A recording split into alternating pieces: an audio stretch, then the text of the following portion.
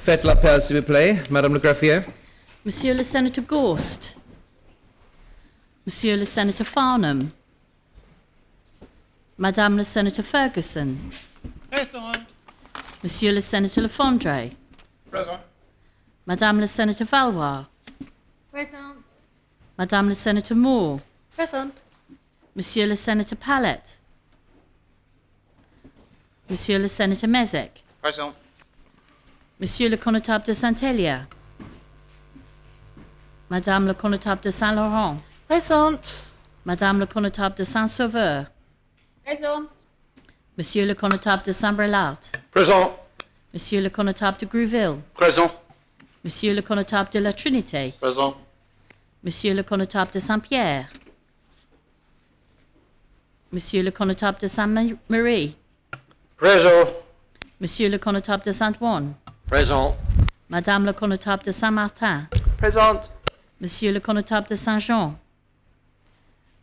Monsieur le Connétable de Saint-Clément. Madame le Deputy Martin. Present. Monsieur le Deputy Southern. Madame le Deputy de Grouville. Monsieur le Deputy Lewis. Présent. Monsieur le Deputy Tadier. Présent. Monsieur le Deputy Higgins. Monsieur le Deputy Masson. Présent. Madame le Deputy Pinel. Présente. Monsieur le Deputy de Saint-Martin. Présent. Monsieur le Deputy de Saint-Ouen. Présent. Madame le Deputy Doublé. Present. Monsieur le Deputy Labbé. Présent. Monsieur le Deputy Wickenden. Présent. Monsieur le Deputy de Saint-Marie. Présent. Monsieur le Deputy Truscott. Présent. Monsieur le Deputy Young. Présent. Monsieur le Deputy Ash. Présent. Monsieur le Deputy Morel. Présent. Monsieur le Deputy Guida. Présent. Monsieur le Deputy de Saint-Pierre. Présent. Monsieur le Deputy de la Trinité. Monsieur le Deputy de Saint-Jean. Présent. Madame le Deputy Lehegara. Présente. Monsieur le Deputy Ayer. Présent. Madame le Deputy Pershaw. Monsieur le Deputy Ward. Présent. Madame le Deputy Alves. Présente. Monsieur le Deputy Pamplin. Présent. Madame le Deputy Gardner. Présente. Monsieur le doyen.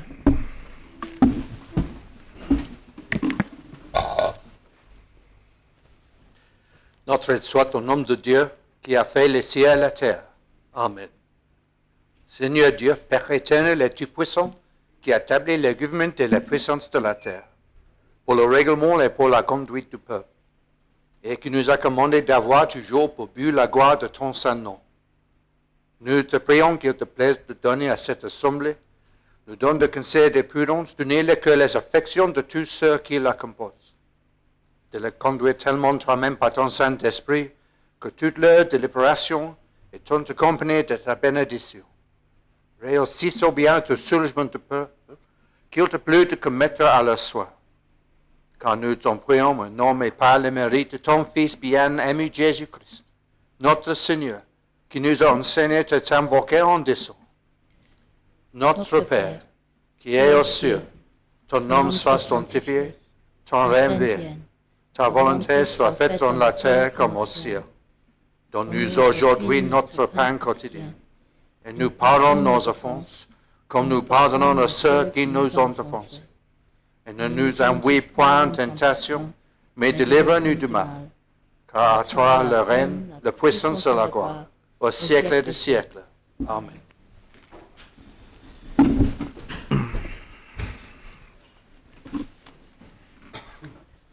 Monsieur le Senator Gorst.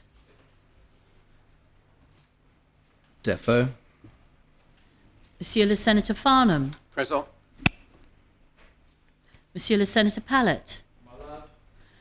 Vous jurez que Monsieur le Senator Pallet est tellement indisposé qu'il ne peut pas assister aux États sans exposer sa santé. Monsieur le Connétable de Saint-Hélier. If I may, sir, the constable is at a funeral and he'll be in attendance as soon as it's practicable. Excusez. Monsieur le Connétable de Saint-Pierre. Termite Constable is at a hospital appointment this morning. Excusez. Monsieur le Connétable de Saint-Jean. Sir, the constable is on holiday. This wouldn't normally happen, but I think the holiday was booked in advance of his becoming constable, sir. And the conflict is regretted. Well, that's a difficult one. I'd suggest a defo excuse. Does anyone object to defo excusez? Excusez. Monsieur le Connétable de Saint-Clément. Malade. Vous jurez que Monsieur le Connétable de Saint-Clément est tellement indisposé qu'il ne peut pas assister aux états sans exposer sa santé. Monsieur le Député Southern. Présent. Madame le Député de Grouville. Sir, the Deputy is opening a virtual conference on dairy for development in a capacity as Chair of Overseas Aid and will be with us shortly. So I'll mark her on state's business then. Monsieur le Député Higgins. Monsieur le Député de la Trinité. It's your chance to say, well, présent was probably better. Madame le Député Pershaw. Excusez. Malade. Vous jurez que Madame le Député Pershaw est tellement indisposée qu'elle ne peut pas assister aux états sans exposer sa santé. Simplement, Monsieur le Président. Thank you. Now, members will be aware that former Deputy Anne Dupre passed away last week. Deputy Dupre was born Anne Caroli on the 24th of October 1947 in Jersey. She attended Convent FCJ when it was based in David Place in St Helier, and she began her career as a civil servant at the Housing Department, where she worked from the age of 16 to 22. During this time, she met and married her husband, Clary, whose father, also Clary, was himself, of course, a very well-known politician as deputy and senator, and perhaps best known as president of the Tourism Committee during the heydays of the island as a holiday destination in the 60s and 70s. The couple had 2 daughters, but sadly, Mrs. Dupre was widowed when her husband Clary died, aged 46. She was actively involved in the Battle of Flowers for over 40 years, first with the Beaches Old Boys, with her late husband, and then with the parish of St Clement. She worked in the Jersey Citizens Advice Bureau in its early days at the town hall and was assistant manager there for a number of years before working for nearly 18 years as a medical secretary. Mrs. Dupre was an active volunteer and served on the Council of Jersey Hospice for some 16 years. She was also an active member of the FCJ Past Pupils Association. She successfully stood for election and served 1 term as Deputy of St Clement from December 2008 until October 2011. She was appointed as Assistant Minister for Education, Sport and Culture and had special responsibility for cultural matters during her time in office. She is survived by her 2 daughters and 3 granddaughters, and our thoughts go out to her family at this very difficult time. I invite members to stand for 1 minute silence.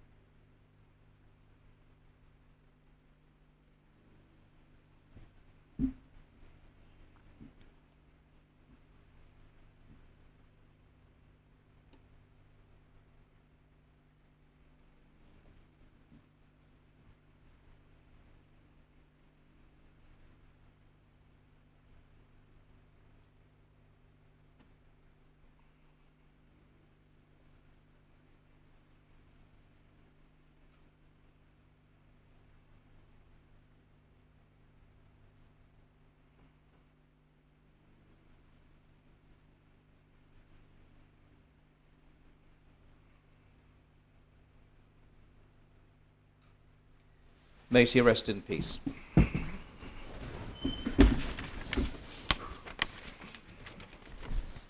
Turning now to the consolidated order paper. There are a number of subordinate enactments tabled under B. Number of documents presented or laid under C. In respect of lodged propositions notified under D, the competent authorities ministers' release of minutes of meetings to security, P86 amendment, was lodged on the 26th of October by the Council of Ministers. Draft Employment Amendment of Law Number 3, Jersey Regulations, P88 amendment, was lodged on the 19th of October by the Health and Social Security Scrutiny Panel. Proposed Government Plan 2022-25, P90 221 amendment, new social housing rents policy, was lodged on the 25th of October by Senator Mezek. Draft Income Tax Amendment of Law, taxation of cannabis companies, regulations, P93, was lodged on the 11th of October by the Minister for Treasury and Resources.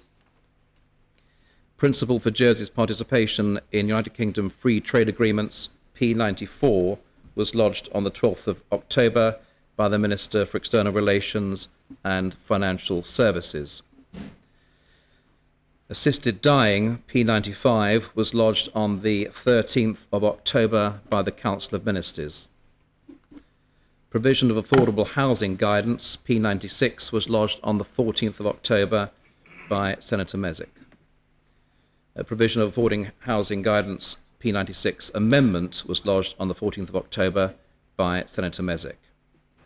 Jersey Consumer Council reappointment of chairman, P97, was lodged on the 15th of October by the Minister for Economic Development, Tourism, Sport and Culture. Minimum wage increase, P98, was lodged on the 26th of October by Deputy Southern. Actions to mitigate the use of palm oil, P99, was lodged on the 1st of October by the Connétable of St Martin.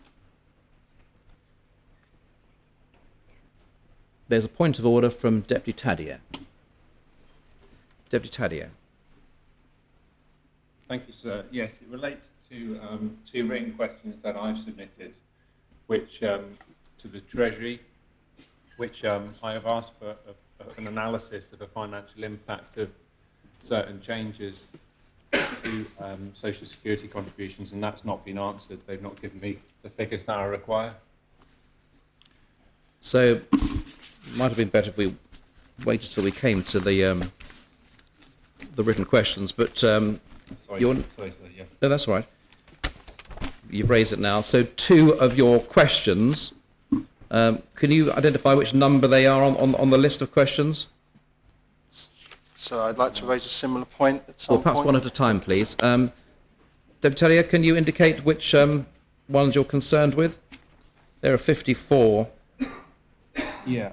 I don't want to trawl through them all looking for your questions. That's okay, sir. I did have them up in front of me. So one of them is written question. I mean, I've got the code for it. It ends in, it's 414. The written question 414. Oh, 414. That's number 25, yes? Okay, and I don't have the other one offhand, but I've only submitted two, and it's probably sequential. It is 26. Yes, it's the next one. Okay, and it's just that I've asked for an analysis of the impact, so Yes. I haven't been given any of that, which is unfortunate. It means I need to either submit a question or they need to come back with a fuller answer. Yes. Well, in compliance with standing orders, I will consider the matter and revert to you within the delay permitted by standing orders. Thank you. Yes, Deputy Ward. Thank you, sir. I'd like to raise, I think, Standing Order 12, Section 5, or 4, I think it is. So written question 426, 2021. The answer given, I believe, isn't a full answer because there has been Do you want information to identify given. which question that is on the... Written question list? 426, 2021, sir. Oh, that's your question 37 on the list, yes. Yeah, sorry, sir, I haven't got that reference. I've just got the questions. That's that were sent fine, to me. that's fine. Which is simply not been answered. Previously in this assembly, sir, we've had figures given for the cost of that I've asked for, and in this occasion they're saying they now cannot find the cost. In addition to that, sir, question 427, question 428 simply have not been answered at all, saying that no reply was received. And I note two other members' questions of 430 and 440 have also not been answered in a similar way. And so I'd like to raise a serious concern about whether this Assembly and its written questions system is just being ignored entirely, sir. Thank you. Yes. So you'd like me to make a ruling on those three specific questions that you've mentioned? Well, so simply the other two have simply not been answered. I don't know what Not the at- not ruling at would all. be, but not she's saying there is no answer coming. And there is another one that says an answer will be coming forward on Monday, but it's missed any deadline. I'm not entirely sure what the ruling is, sir, but that's entirely up to you. But certainly with Yes. 426, I do not believe that that is a full answer to the question. Well, I've marked that you're concerned with 426, 427 and 428. And if there's any further detail you wish to add to your concerns, then please email me so it's in front of me when I consider the questions. Thank you, sir. Sir. Yeah. I don't know whose light was on first. Senator Mason, I saw yours first, Senator Mason. Yeah, thank you, sir. It's to add to that written question 430, which is one of mine, has simply had no answer as well. There are, by my count, 4 questions for which no answer at all has been submitted by the time stipulated by the rules of this Assembly. And I should add, sir, that last week there were 2 questions where that didn't happen either. This is really taking the mickey out of this Assembly by the Executive, and they really should have some sort of ruling put in place on them to answer questions as they're required to, because it's not respectful of the members of this Assembly who are trying to get information so that we can do our jobs. Yes. So there's simply no answer at all to that question that you've asked, is that right? I'm looking through the answers now.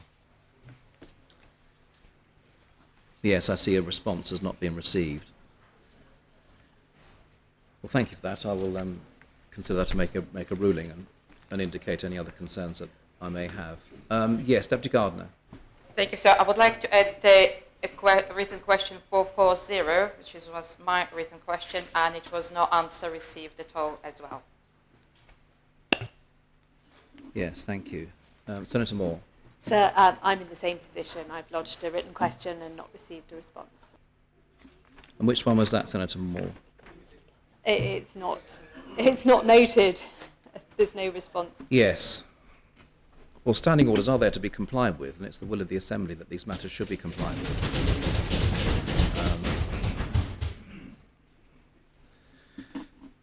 Yes.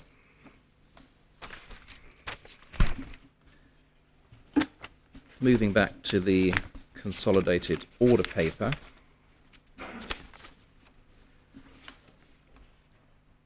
There is nothing under E. Under F, nomination of Senator Mezek as a member of the Health and Social Security Scrutiny Panel. Deputy Legarin. Thank you, sir. Yes, as the chair of the panel, I would like to nominate Senator Mezek to become a member of the panel.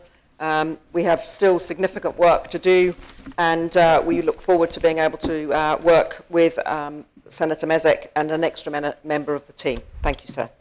Thank you. Is the nomination seconded? Yes, sir. Thank you. Are there any other nominations? Accordingly, I declare Senator Mezek has been appointed as a member of the Health and Social Security Scrutiny Panel.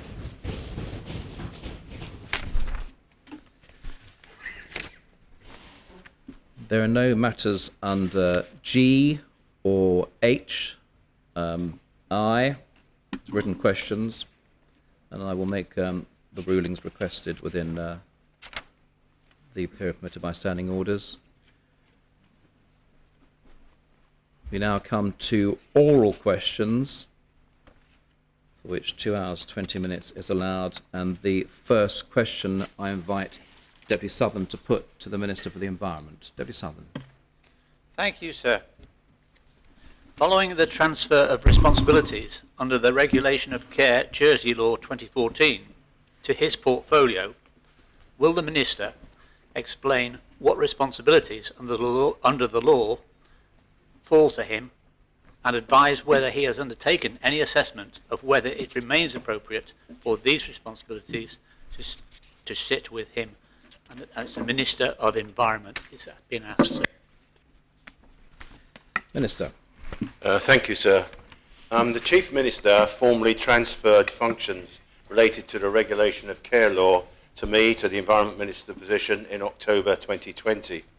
This coincided with the first wave of COVID-19 and required me to work with the Jersey Care Commission on regulatory issues related to the provisions of care home and home care services during the emergency, including associated temporary changes to the law. And pursuant to that, I brought the Regulation of Care Amendment to the law, Temporary Amendment number 2, regulations to the Assembly in November last year. And of course, in that time, I've had to speak to and with the Commission and the Inspectorate on practical regulatory issues arising. Early next year, I will be bringing to the Assembly new regulations that extend the Commission's remit to children's services, including children's social work and mental health services, regardless of whether these are provided by government or an external provider. This follows the public consultation on the draft legislation on the 17th of September. That will be a huge milestone in our work to ensure that children in Jersey benefit from high quality, independently assured social care services. Regard to the future, I have instructed officers to bring forward options for ongoing political oversight of the Care Commission as the role develops. I'm clear there needs to be independent from the Minister of Health and Social Security Services and the Minister of Children and Education, both of which are responsible for providing the service that are subject to the regulation carried out by the Commission. So I've asked, in developing these options, consideration given how the Government of Jersey might best ensure the appropriate separation of operational delivery and regulatory functions across all services. Thank you, sir. Deputy Supplementary. Thank you, sir. And I'm pleased to see at least some progress being made, according to the Minister, on this particular issue. But if I could refer to him to Article 38 of the Care Law, the Commission shall, when requested by the Minister, and the Minister is the Minister of Environment, prepare a report upon an aspect of health and social care as requested by that Minister and submit the report to that Minister. Would he consider investigating the terms and conditions under which home care services agents are provided and ensure that the conditions are such that people want to become a carer? Because at the moment we've got dreadful shortages, and part of that is the fact that their terms and conditions, according to the ethical charter for home care, which this House, this Assembly has passed, are not in place. Could he say whether he's prepared to have an investigation into that very aspect?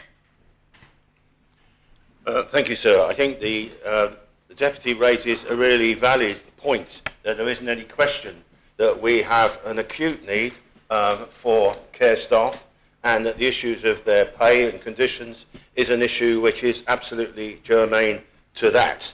Now, there have not been a formal request for me under the article that the Deputy has raised, but there has been informal discussions, certainly with the officers, and indeed that has been communicated through, I think, to the Commission. At the moment, that informal response is that there is a view, and this is, what the view is that the details of employment conditions and pay and terms and conditions are not matters that fall within the regulatory scan of the regulatory law. Now, that's the information I've got. If the Deputy requires me to go and progress this in a formal way, I'm quite prepared to do so, sir. That will obviously include the legal advice as to whether or not that regulatory law has the vires. But there is no question this issue about the terms and conditions of care staff is crucial to make sure these services can be staffed appropriate. And I do remember, I think the Care Commission have themselves commented on the shortage of staff at the present time. So, and that is clearly not just a problem unique to Jersey, it's pretty well UK-wide as well. Deputy Ward. Thank you, sir. Can I ask a question? I think it was linked to what was just said. Does the Minister believe that the care charter that protects staff from excess hours and protects rights in the workplace is a positive step for care provision on the island? Yes, sir, very much. I see, look, you know, at my age, you know, I'm hoping to see my days without having to need a care home. But look, I think, look, the Care Commission is a relatively new body. It's vital.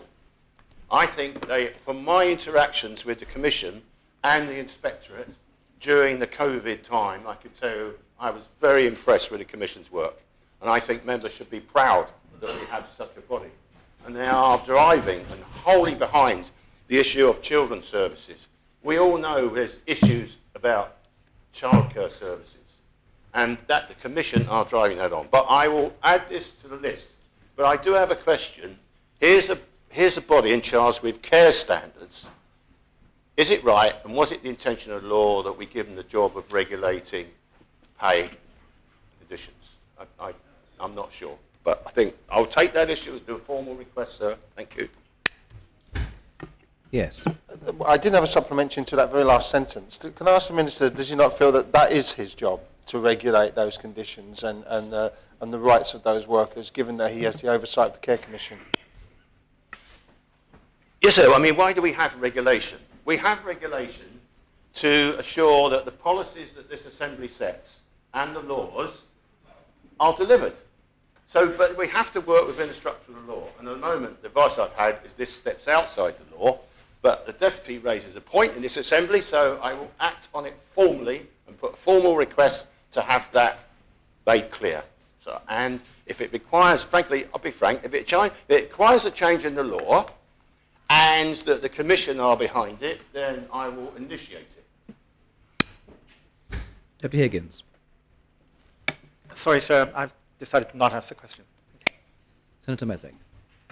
Thank you, sir. And it follows on from the question from Deputy Ward. If the Minister accepts that there is a link between the terms and conditions of people working in the care sector and the quality of service that they're able to provide those they're caring for, and he accepts that the Care Commission have raised it as an issue, the question then follows is what exactly is the Minister doing about it, and will he not undertake more action to ensure that the care sector becomes a better place to work in so that we can attract the right calibre of candidates and fill those roles so that the people they look after are getting the care that they deserve?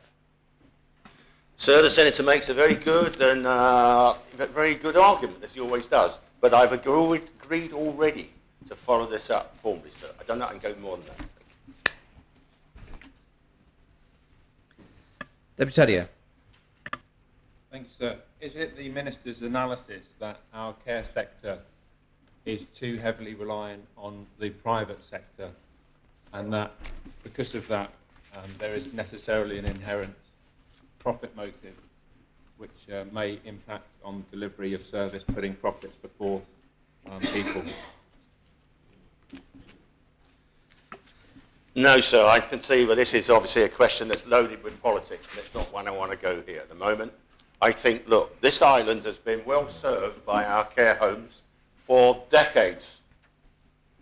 So I'm not going to stand here and say, no, we've got to nationalise it all. No. But we do need to start to develop policies. Government's role, its question is government a first place provider or a provider of last resort? In the end, if we've got a shortage of those facilities, then I think government would have to step in.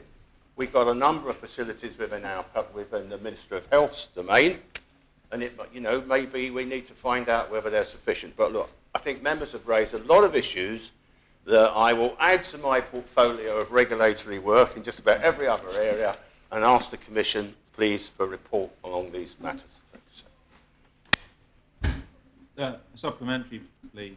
Yes, Deputy. I'm slightly bemused that the Minister doesn't want to answer a political question, given that he is a politician. But does he not acknowledge that where a business is run for profit rather than, for example, I don't know, a parish home, like a very good one we've got in St. Brelard, may not be run for the same motive, that there is a risk that the money doesn't go to the people who are providing the care directly, and that in itself could be an issue before we even start about regulatory issues. Sir, what's the question? Is there a question at the end, Deputy? I feel like we're in some kind of Kafka play at the moment. I asked a question, and the Minister's seeming to not want to answer today. There seems to be a theme here in the Council of Ministers, whether it's written questions or... Well, it's important that you come to a question and not a comment. Have you got a question to ask the Minister? I think that... Thank you, sir. I think I did ask a question. It said, does the Minister not agree that what I've said is an issue?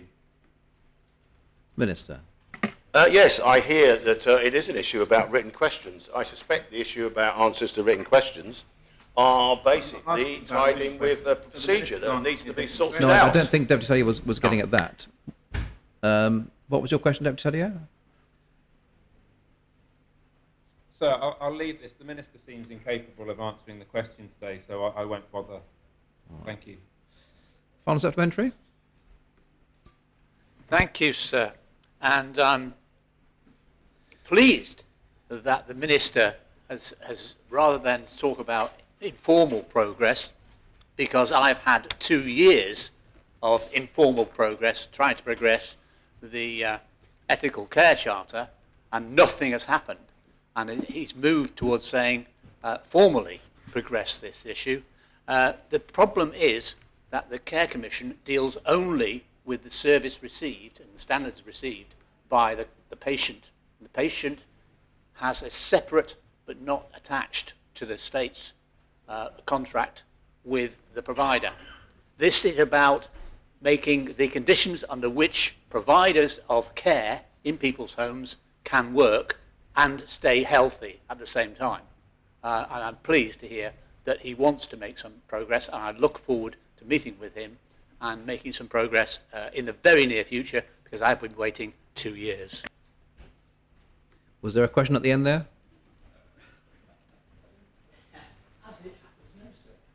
Well, this is question time, so it's important that we ask questions.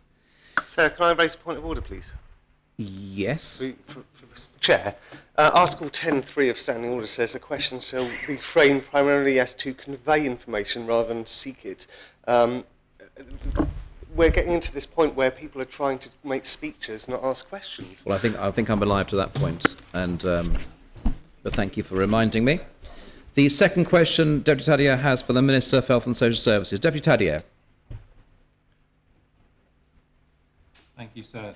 Is it the Minister's assessment that there's a recruitment crisis for health and care workers that is affecting service delivery? And if so, will he state what steps he is taking to address it? And if not, will he explain why not? Minister. Sir, there is no recruitment crisis in HCS. The organisation has a vacancy rate of 5.3% currently, which is not unusual for an organisation of that size. However, we do have areas in some specialties for which recruitment is a challenge, as we're competing in a highly competitive labour market. And of course, members have asked me about those issues in many previous questions. As to what is being done, sir, much could be said of the various training programs run by HCS, but I have limited time to do so. In the last 3 months, we have recruited more starters than leavers. But wider than HCS, we do need to recognise the pressure in the residential and domiciliary care sector for staff to support home care, residential and nursing care. And this is a topic that's been covered in the previous question. There are similar pressures in that sector to the pressures we see presently in hospitality, where many staff appear to have left the island, perhaps as a result of Brexit or COVID. And it's also pertinent that in primary care, GPs are working exceptionally hard in the face of increased attendances in surgeries, and they report difficulties in attracting GPs to work in the island. I hope that helps, sir. Thank you. Thanks, sir. And focusing particularly on the part of the answer the Minister gave about the residential sector, would he explain what he thinks are the main pressures for problems with recruiting, and what he thinks is the job of his department, if anything, and the Council of Ministers to mitigate those problems? Pressures are that it is a tough job, and I believe the people who work in care are very special persons and are rare enough that they have become crucial to the sector, and we are trying at the moment to increase the numbers of people working by the Help at Home initiative. Members may have seen the publicity given to that. Money has been released as part of the fiscal stimulus with the aim of recruiting 100 new staff and upskilling 50 existing staff in the sector. And that money is to fund their salaries whilst they are training, because that is an issue for some of these providers who have to train new entrants, and they cannot, have to be taken onto the books, but whilst training they cannot offer their services as carers. Thank you, sir. Thank you. Deputy Ward. Thank you, sir. Can I ask the Minister, does he have concerns over the level of skills of those who are being attracted or entering into the care sector, given the vulnerability of those that they are caring for? Thank you, sir. I've not been alerted to any risks as a result of a lack of skills. There is a robust training program in which those entering can move through the ranks and qualify at different levels and achieve different skills. And indeed, some move through the levels of qualification as a carer to move on to a nursing degree. The question of whether care is being delivered in an unskilled, inappropriate way would be dealt with by the Jersey Care Commission. But as a general rule, I believe our care delivered in the island is of an excellent quality. Supplementary, sir? Yes. Can I ask the Minister, is there a concern that because there is such a need, he mentioned 100 people needing to be recruited, that and some care workers are starting at quite a low level of skill, that they will be, I can't think of a better phrase, but thrown into the industry immediately and really put under pressure from day one, thus putting them in an almost impossible position with low wages and a very difficult work situation. And that's the issue we've got with recruitment and retention. Well, sir, I don't know the details of how a carer is trained, but I do know that a carer who is just entering the sector is not permitted to work on their own. They have to work with an experienced carer until such time as they have acquired the requisite level of skill and qualification. So there are safeguards around this. There are robust training programs. Everyone who applies for a job has to enter a training module, and this is standard. As to salaries, the present Help at Home initiative is offering a starting salary of £12.75 per hour, which of course is over the living wage, and I think carers can move through the different levels and earn to a higher degree. Senator Ferguson. Thank you, sir. There are certain areas in health where there are long waiting lists and expensive equipment which is sitting idle for half the time. Why does the department not employ additional temporary staff to reduce the lists? So where appropriate, we do employ local staff, and we attempt to move through the lists as quickly as we can. There is a constant view on how we can get through our lists. But of course, sometimes it is even difficult to recruit local staff, but that certainly happens, and we do employ them. Thank you, sir. Supplementary, Senator? Supplementary, sir, yes. Why does the department not put its mind to it? If you employ staff to work overtime and, and utilize the equipment for 24 hours instead of 12, then you could reduce the waiting lists very quickly. It would be a temporary measure, and then once you manage to reduce the waiting lists, you could keep on top of it.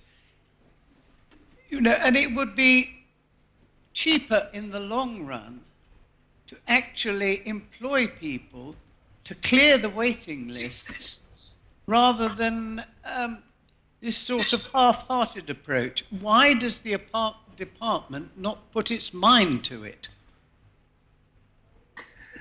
So I don't agree we adopt a half-hearted approach. We do employ locums to catch up on work. We employ teams sometimes that come over just to move into the list and get things done. We do offer overtime where appropriate, but it is not possible to run the health service on a 24/7 basis without having to increase staffing levels massively if we've got to supply services around the clock. So that's all I can say to that. So thank you. Senator Moore. Thank you, sir. Is the Minister aware that many families are struggling and ever approaching crisis points in their attempts to care for their loved ones in their own homes due to the current lack of staff available for domiciliary care? And what does the Deputy propose to do to assist those families? So yes, I am aware of the challenges, very much so. And our adult social care team makes every effort to help in this respect, and we will prioritise resources to make sure that as much care is given.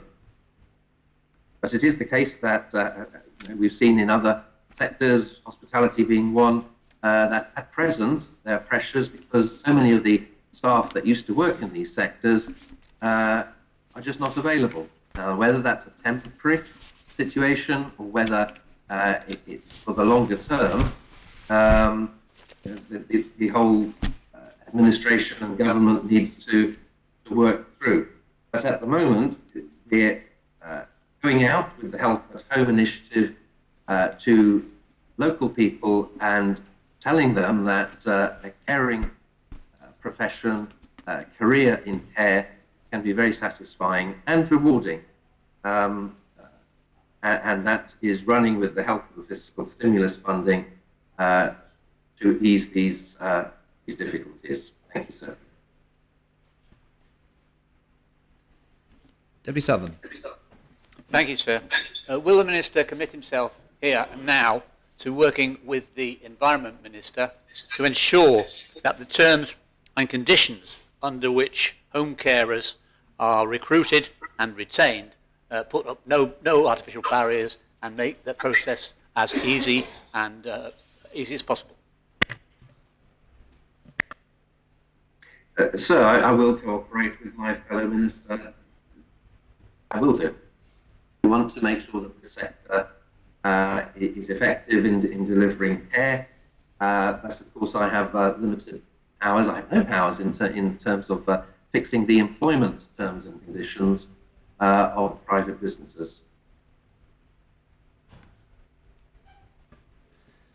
Final If I may, sir? supplementary? Oh, yes, supplementary, yes. Supplementary, yes, sir. I'm hearing the tale coming back again.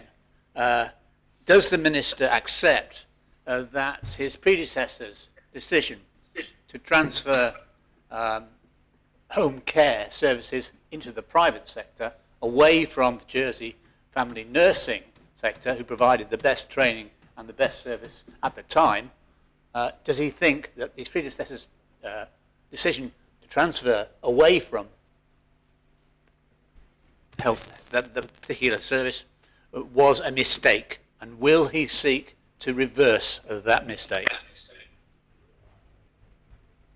I think, sir, the Deputy needs to realise that home care has moved on since that time, in that there's far more care being delivered in people's homes than there ever were, and we have far more providers to do so. It's not possible to reverse, and we don't want to. We wish to ensure that all the care that is needed is available, and the private companies with their high training needs and programs are in a position to do that. Final supplementary, Dr. Tellier? Yeah, the Minister talked about the job being a difficult one. Is he aware whether itinerant or peripatetic care workers who go from home to home to provide care are still not being paid their travel time? If he is, how does he think? Does he think that is a good practice that would incentivise people to work in the sector? I'm aware, sir, that different companies operating in this area have different rules. Some pay for travel time, some pay an allowance for the use of a vehicle. But it's important that staff feel that they are properly remunerated and that they're not bearing the burden of having to move around from client to client during the working day. Exactly how that is done is perhaps a matter for discussion with their employers. Thank you, sir. The third question, Deputy Morell will put to the Minister for Treasury and Resources. Deputy Morell. Thank you, sir. Will the Minister explain why one of the stated aims of the recently published debt framework, R132/2021, is to maintain an investment grade rating of BBB- and above, given that this represents the lowest investment grade rating on the Standard & Poor's and Fitch's scale? Minister. Thank you, sir. Rating agencies such as S&P, Standard & Poor, who provide the States of Jersey's credit rating, research the financial health of each bond issuer and assign ratings to them based on that assessment. The agencies create a hierarchy of ratings to help investors assess an issuer's credit quality, compared to others. Bonds with BBB- and above are considered investment grade. Bonds with lower ratings are considered speculative and often referred to as high yield or junk bonds. Investor appetite for such bonds is generally limited, and to have such a rating could lead the states to experience difficulties in issuing debt in the future. I acknowledge that a BBB- rating is several notches below the current AA-, which was affirmed by S&P in July of this year. I continue to aspire to ensuring that Jersey's credit rating is as high as possible, but I'm also conscious that unforeseen events, such as changes to the state's balance sheet or economic situation, can impact on the rating over the medium term. With that in mind, maintaining a minimum investment grade rating is therefore advantageous to ensure that states' bonds are attractive to the widest range of potential investors. Thank you, sir. Yes. Thank you, sir. And I thank the Minister for the lesson in what's in the things that ratings agencies undertake. But, sir, companies in the BBB category, and BBB- in particular, can carry interest rates that are approximately 4% higher by today's standards, and obviously different eras that can change. than the best investment grade of AAA+. Why is the Treasury Minister prepared to consider issuing debt in such circumstances? And why hasn't she set tighter rules for Jersey's debt framework? Minister. Thank you, sir. There are very tight rules set for Jersey's debt framework, as the report explains. The level of BB minus is not set with the intention of an expectation of future downgrades, and it lies about 6 notches below the AA minus where we sit at present, so it's considerably lower. It simply acknowledges the cut-off point between investment grade and junk bonds, as I explained. And at this time, I'm not aware of any reason why S&P may be considering a downgrade. Thank you. Senator Ferguson. Thank you, sir. We are in a position where it appears that we are going to have quite a significant capital program which requires us to get a higher level of debt. And does the Minister really not realise that the rating could compromise future attempts to raise funds and will require a higher rate of interest, as Deputy Morell has said? Thank you, sir. The proposals for financing, for instance, the capital project of the hospital, have all been taken into huge consideration and analysis. And as I've said repeatedly, sir, that the high rate level of our reserves, the 2 major reserves, and the interest revenue that they achieve is the collateral required by bond issuers in order to give us the credit rating that we've got and issue that level of debt. We have gone into this very considerably carefully. Thank you. Supplementary, please, sir. Yes. But a lot of the so-called sort of support for the, the rating is actually money which belongs to taxpayers, the Social Security Fund, and things like that, or the property which will take forever to realise. Does the Minister not realise that she is abandoning the long-held view in Jersey that we should have a minimum of borrowing and really conduct ourselves as prudent householders? We are throwing away a reputation that's taken us years to put together, and she's just throwing it down the sink. What's the question, Senator? Does the Minister not realise that she is actually, with this approach, going into a high debt policy setup rather than the old, well thought out policy of actually not being a debtor nation? Minister. Thank you, sir, and I wouldn't dream of throwing anything down the sink. I'm incredibly prudent when it comes to this, and that is why issuing debt at a much lower interest rate than taking money, taxpayers' money, as the Senator referred to, from any of the reserves, which return a much higher investment rate, is very a prudent way of doing it. And I understand what the Senator is saying is the island has not had massive debt before, but neither has it had to build a brand new hospital. And so the prudency is very much there. Thank you. Deputy Ayer. Thank you, sir. The S&P ratings published on the 19th of July 2021 state, "We therefore expect net debt will begin improving again by 2023. Does the Minister have similar expectations?" Minister.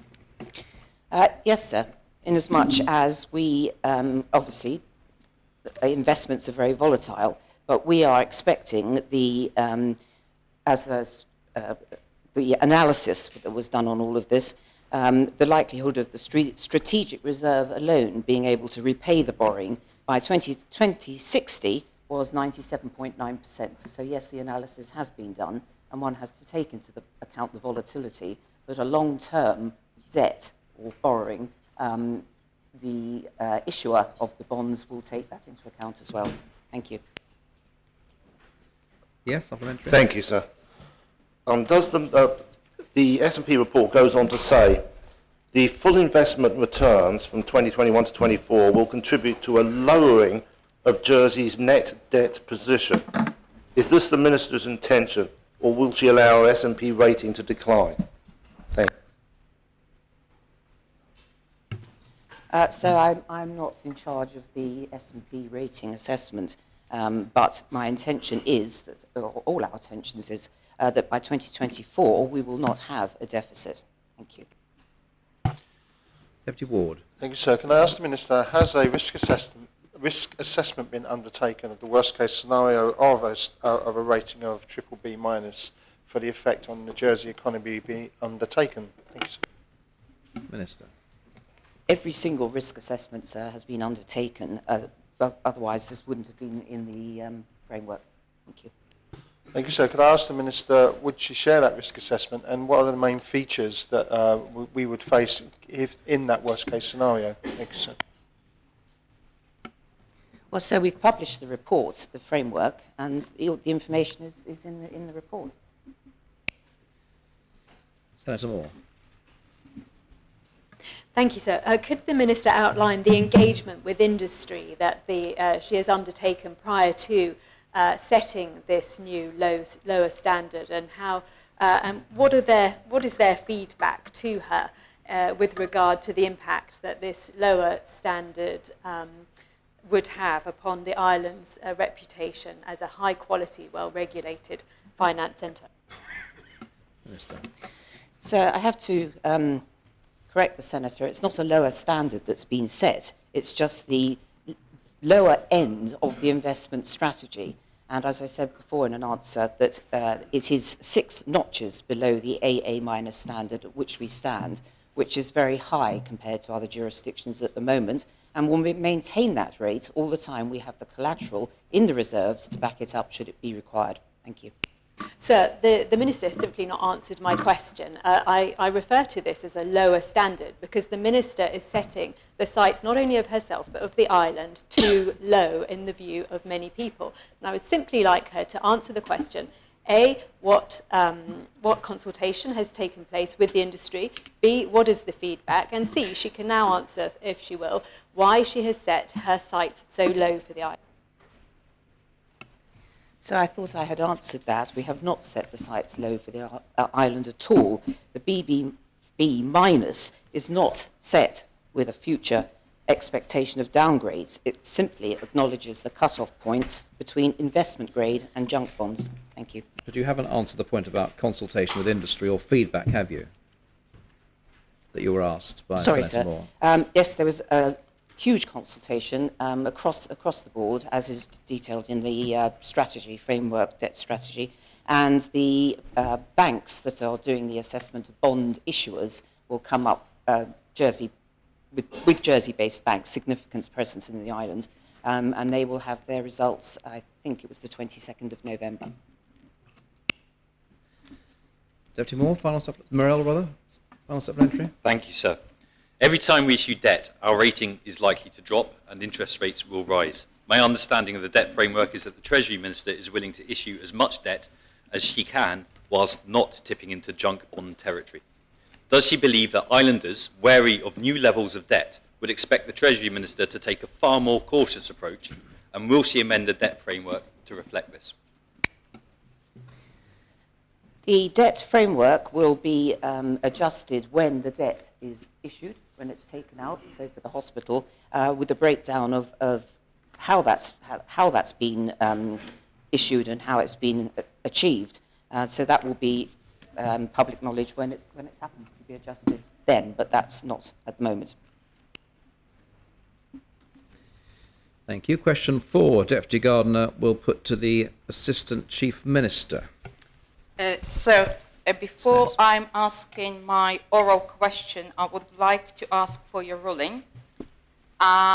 Previously, I raised that there is no answer given to written question 440. At the meantime, the written question answer was given. I found it online, and it's not satisfactory from my perspective. Why I'm raising it now? Because it's likely to impact answer to my oral question.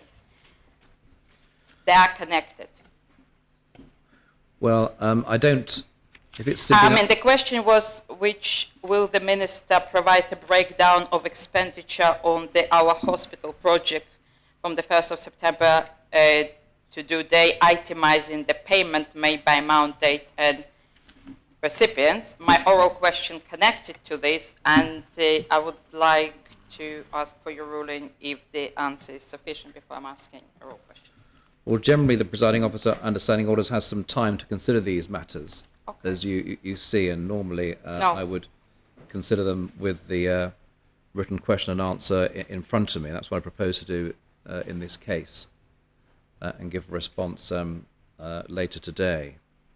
Okay, I'll go with my So you'll need to oral press question. on with your oral question. Thank you. I would like to run it on. Thank you. So, and my oral question is, will the Assistant Chief Minister commit to providing regular reports to the Assembly on all spending associated with Our Hospital project? And if not, why not? Yes. Yes. Is this your question? Yes, it is, sir. Thank you. Thank you, and can I thank the Deputy for the question. In my response to written question 441 from the Deputy, so not 440 as that's a separate question, I have committed an agreement with the Treasury to half-yearly reporting aligning to the State's annual report and accounts and the half-yearly financial reporting cycle. We do provide regular updates for States members on the hospital, sir, and some of that information does include financial updates, most recently in relation to the outline business case. In addition to that, sir, I propose, subject to further discussion with the political oversight group, sir, now that the P80 has been approved and we have the overall budget in place, to provide regular finance updates with the general updates to States members, which will continue now throughout the project process, sir. So the answer to the question is yes, we will, sir, and that will be on a regular basis to be agreed with the political oversight group. Thank you. Supplementary, please. Yes, Deputy Gardner. And I'm grateful to the Deputy Chief Minister for his answer, and I'm welcoming 6 months reporting. However, I'm concerned regarding the expenditure details, as the current expenditure category level does not provide a clear picture of spending. Would this Deputy Chief Minister consider providing a breakdown of the expenditure category with sufficient cost information to enable effective scrutiny? Yes, sir, absolutely. In relation to question 440, the written question of 440, which asks for a breakdown to the level of recipient, almost at invoice level, so, and it's not usual to provide that sort of detailed information publicly, sir, bearing in mind the commercial sensitivities of a lot of the negotiations that are currently underway, sir. But I do undertake to categorise the expenditure and provide it in as much detail as we possibly can. It is a balance of transparency, sir, and commercial sensitivities. But like I said, I want to impress that the oversight group and I, sir, are very keen to provide as much detail to scrutiny and States members as we possibly can. Yes. Why was the answer to 440 given late? Sir, I have to take full responsibility for that. I didn't complete the answer till late yesterday evening, and it was submitted first thing this morning, sir, which I apologise to the Assembly. When did you receive the question? the question was received last week at some stage.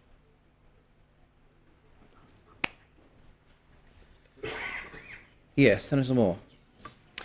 Thank you, sir. My question has a little information that might assist the Deputy Chief Minister in understanding some of the reluctance from his team to provide questions, although we are grateful for his warm words this morning.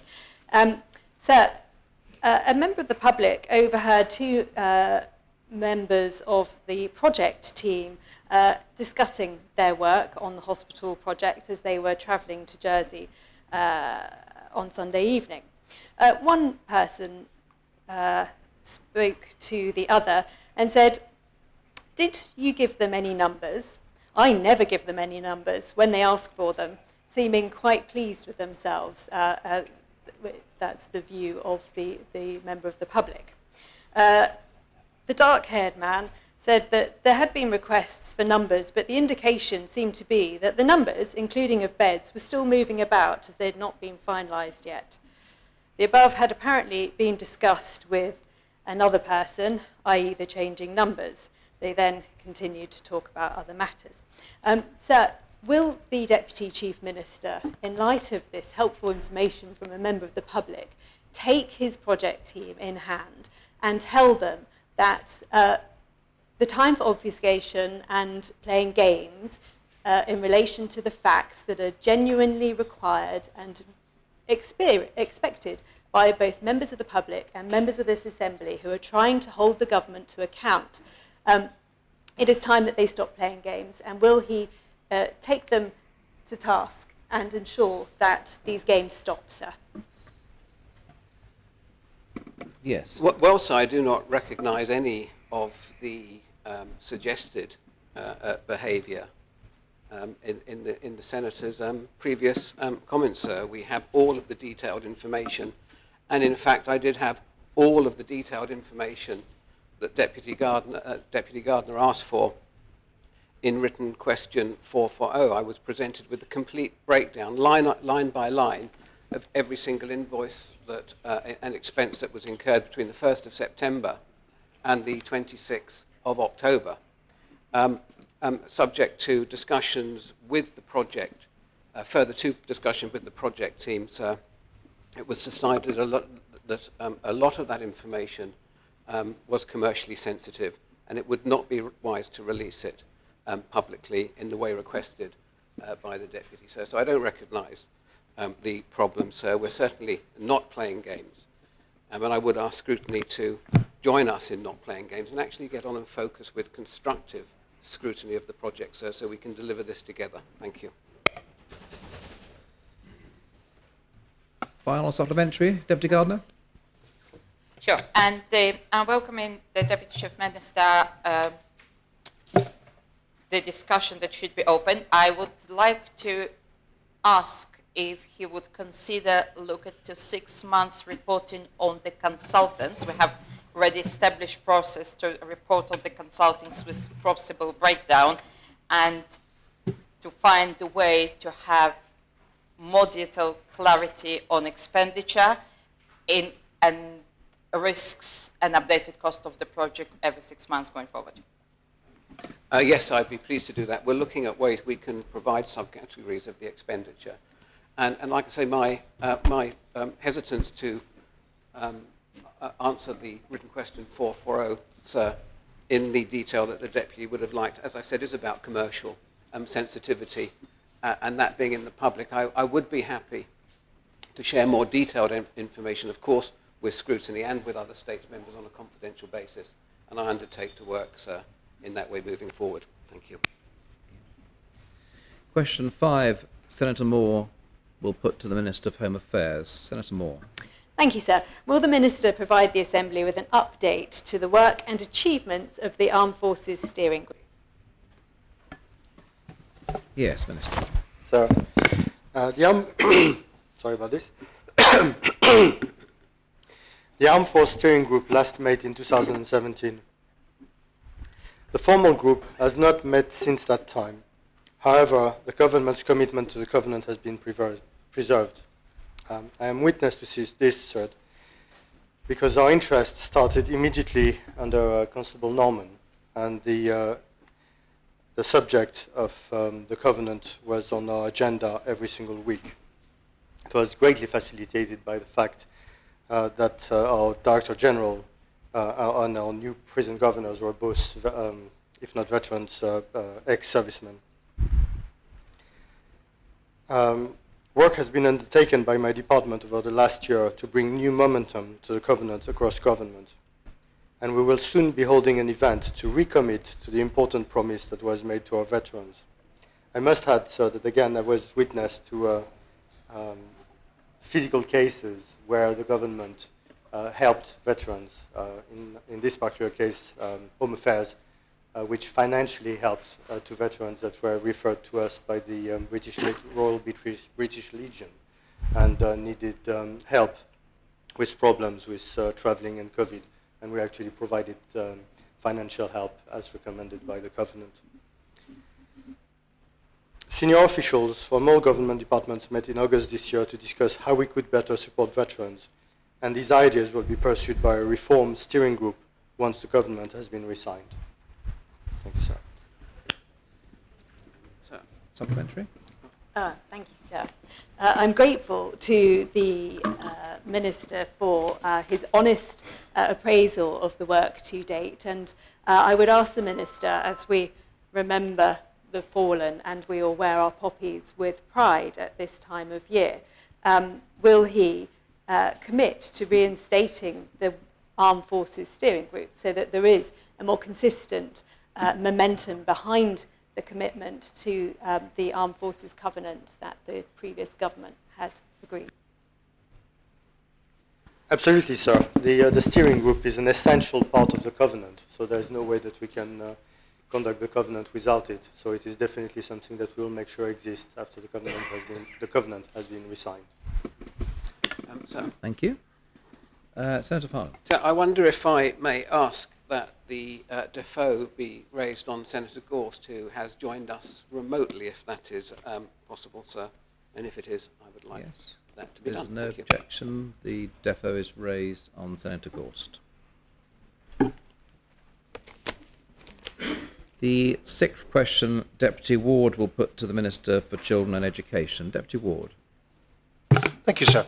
May I ask the Minister, will the Minister advise what his policy is on the level of funding that should be available to school budgets to spend on teaching materials, headroom funding, once the basics of staffing and running costs are covered, providing the answer is either a per pupil amount or as a percentage of the school budget? Thank you, sir.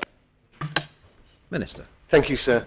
Thank the Deputy for his question. Sir, there is currently no set policy across all state schools for headroom. Currently, in budgeted allocations right now for non-staff and non-premise related expenditure sits at roughly 5 to 7% of the budget. Sir, school funding is much broader than just the percentage of headroom funding a school has within its budget. It includes many other factors of equal importance. Setting a fixed percentage could limit the flexibility and the consideration of other factors that is required when setting budgets for schools at differing levels of needs. Supplementary? Thank you, sir. May I ask the Minister, does the Minister have a comparison of that level of headroom funding with schools in the UK and other jurisdictions, so as we get a picture of what is actually available in terms of resourcing for our schools, and so they don't have to rely on PTAs and private donations to have the basics of the needs of the classroom? Sir, I do not have a comparison to hand, though I could probably ask my officers to try and find such a comparison, or the Deputy could himself. We have increased our funding in schools to offset the deficits that have been created, as I explained in the scrutiny panel hearing yesterday with the Deputy, and in the next government plan we're increasing that over above the deficit by 1.8 million, sir, so that we do not have to have schools going over budget. Thank you. Senator Mezek. Thank you, sir. Does the Minister have any ideas on, any indication on what the difference in position on headroom funding is between the free state schools and the fee-paying schools? Sir, no, I don't. Well, supplementary then, sir, would he regard not knowing such a thing as being inadequate, and does he consider that the current position on headroom funding, which leads to situations that Deputy Ward just mentioned before about either not being able to afford basics or having to do private fundraising for it, is completely inadequate and certainly not putting children first? Despite the Senator's posturing there, sir, I do not get involved in the day-to-day administration of schools and their budgets. I do know that head teachers have a high level of autonomy for how they spend their budgets, and they can reprioritise non-staff spending and staff spending, which can also reduce levels of budgeting if they do it into staff levels, sir. But despite the Senator's posturing there, I do not get involved in the day-to-day running of every school, sir. Deputy Masson. Thank you, sir. As part of the education reform programme, there was a review of the ORPU, that's the amount of funding schools get per pupil. I wonder if the Minister can advise us, or advise the Assembly about the progress of that work, which is directly related to the overall budgets for schools. Sorry, sir, could the Deputy just answer the question a bit shorter? I just missed a part of it. Could you repeat the last part of your question, or perhaps summarise the question? Do you want the question again, do you? Deputy Wickerton? Minister, do you want the question again? Yes, please, sir. Could you repeat the question, please, Deputy Masson? As part of the education reform programme, can the Minister tell the Assembly the progress of the review of the ORPU? Sir, the school funding review that's been going on, we are at a point now where we're just finalising the detail of the report and just making sure quality assurance checks are happening, and we should have something ready to go to this Assembly by December this year. Supplementary, Deputy Masson? No, thank you, sir. Thank you. Senator Valois. Yes, thank you, sir. The Minister mentions that he's not in charge of day-to-day budgets or running in schools, yet there has been no non-staff inflation, which affects headroom since 2014 in schools. What are the risks and the potential damage it may make to further headroom issues in schools with option D of the efficiencies programme, whereby non-staff inflation will be impacted when efficiencies can't be made by SIPES? Thank you. Thanks to the Senator for a question. The non-staff pay inflation amount has not been drawn upon since 2014 by SIPES, and SIPES, as in the education part of SIPES, was removed from the efficiencies programme. I have not allowed any money to be taken out of the budget for education on that basis, because it would affect the running of schools. So I refused any reduction in spending or in budgeting in that way. By not having this money means that if there is inflationary costs that come about in 2022, more money would need to be sought via the permission of the Treasury Minister and the Council of Ministers, sir. Supplementary, Senator? Yes, thank you, sir. Could the Minister explain then, therefore, the centrally held funds for the non-staff inflation? How will the Minister go about making a case should there be an issue with regards to inflation? And if he could provide an example, that would be helpful. So I don't know if I can give an example. I've only been the Education Minister for 6 months, and I've not had to make that case. If such a request was made, it would be done on detailed information given by the schools and the department about the need for extra funding for inflationary reasons, and I would have to take that information to the Council of Ministers and ask that monies were made available from budgets held centrally or other ministerial budgets to make sure that we get that passed, and that would be a decision by the Treasury Minister and the Council of Ministers, sir. Deputy Ward, final supplementary. Thank you, sir.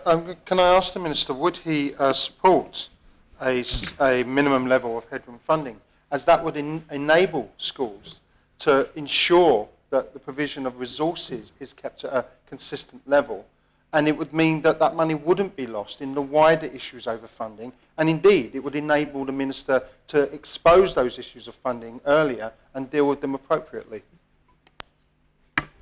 Sir, the school funding as a whole has been subject to an external independent scrutiny via the Independent School Funding Review.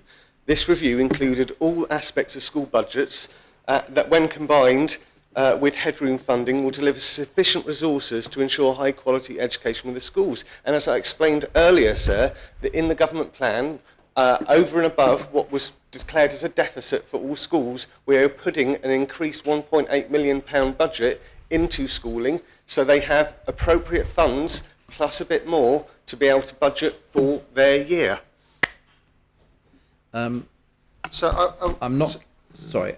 So I did ask the question about whether the Minister believes there should be a set headroom funding level, and I got the same answer about spending in schools and the school funding review, and which I believe is the school funding formula that he's talking about. And I just wonder whether we could ask in this assembly for the points that we ask to be answered, because it's becoming increasingly difficult. Well, it's important that questions are answered.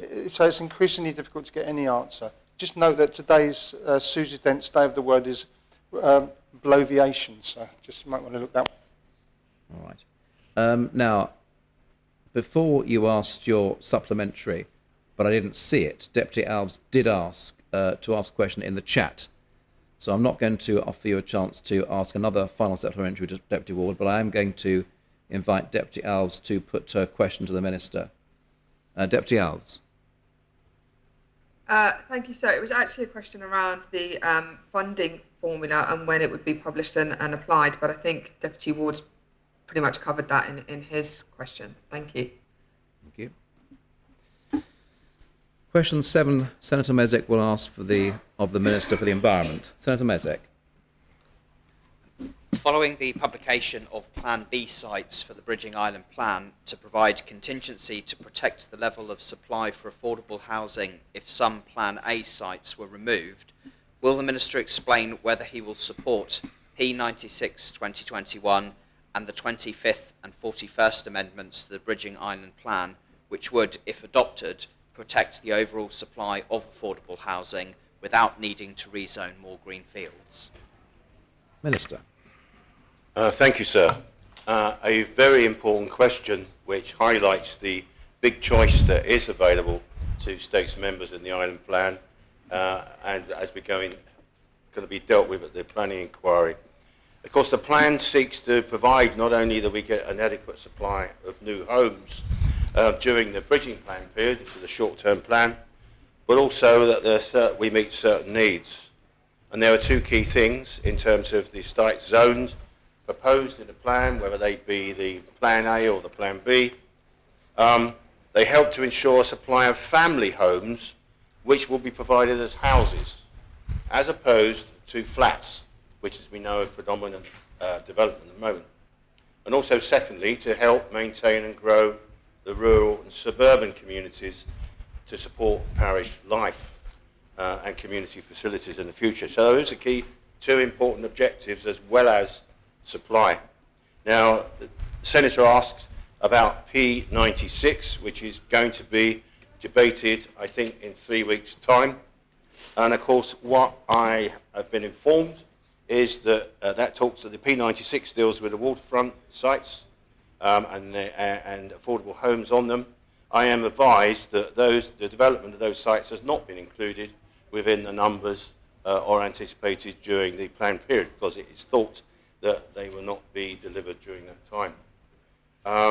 So therefore, to sort of see them as a substitute for the other sites is not inconsistent. So, but nonetheless, I'd be quite clear, my personal view is that I do support the premise that underlies the Senator's proposition P96, that when and during the planned period that we develop those waterfront sites, as many as we can do should be affordable homes. At the moment, we're going to have that debate 3 weeks. I'll wait until I see the information from SOJDC before I decide to vote, but certainly, in principle, I'm behind that.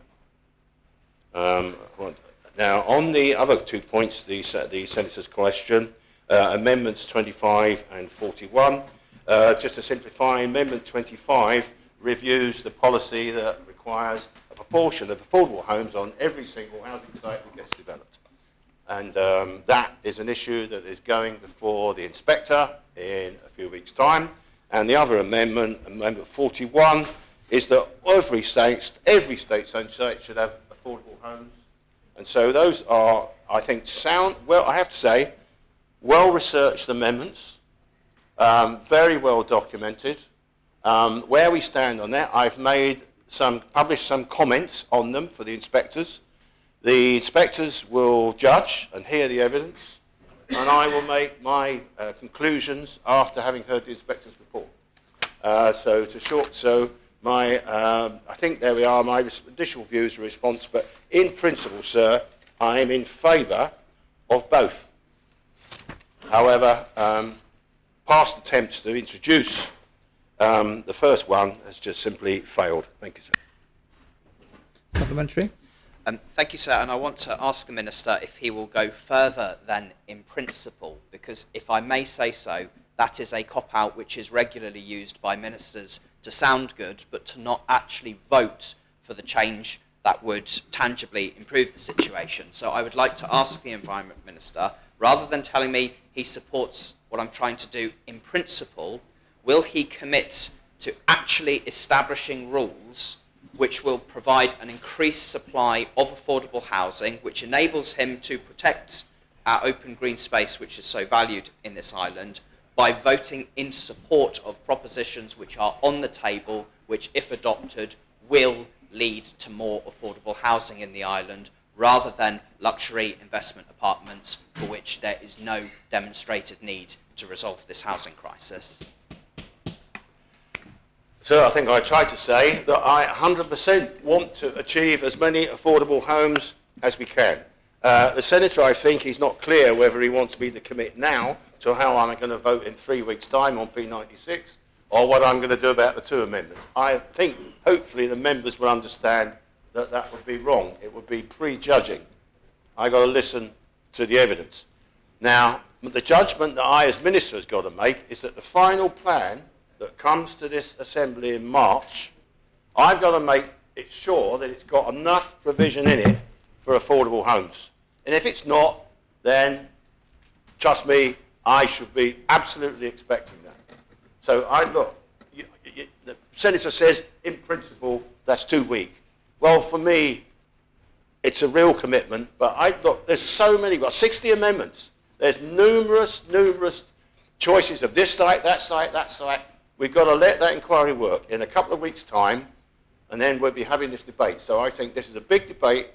I see the Senator shaking his head. Well, I've set out the best position I can do, and we'll be having this debate again, which we need to have. Thank you. Conrad Arbison 1. Thank you, sir. I just want to ask the Minister if he could confirm, because it's my view that part of our housing crisis has been... sorry, can you hear me? I'm sorry, I didn't hear it. Yeah, I thought that was the case. So I was just asking if the Minister could hear me, because he was...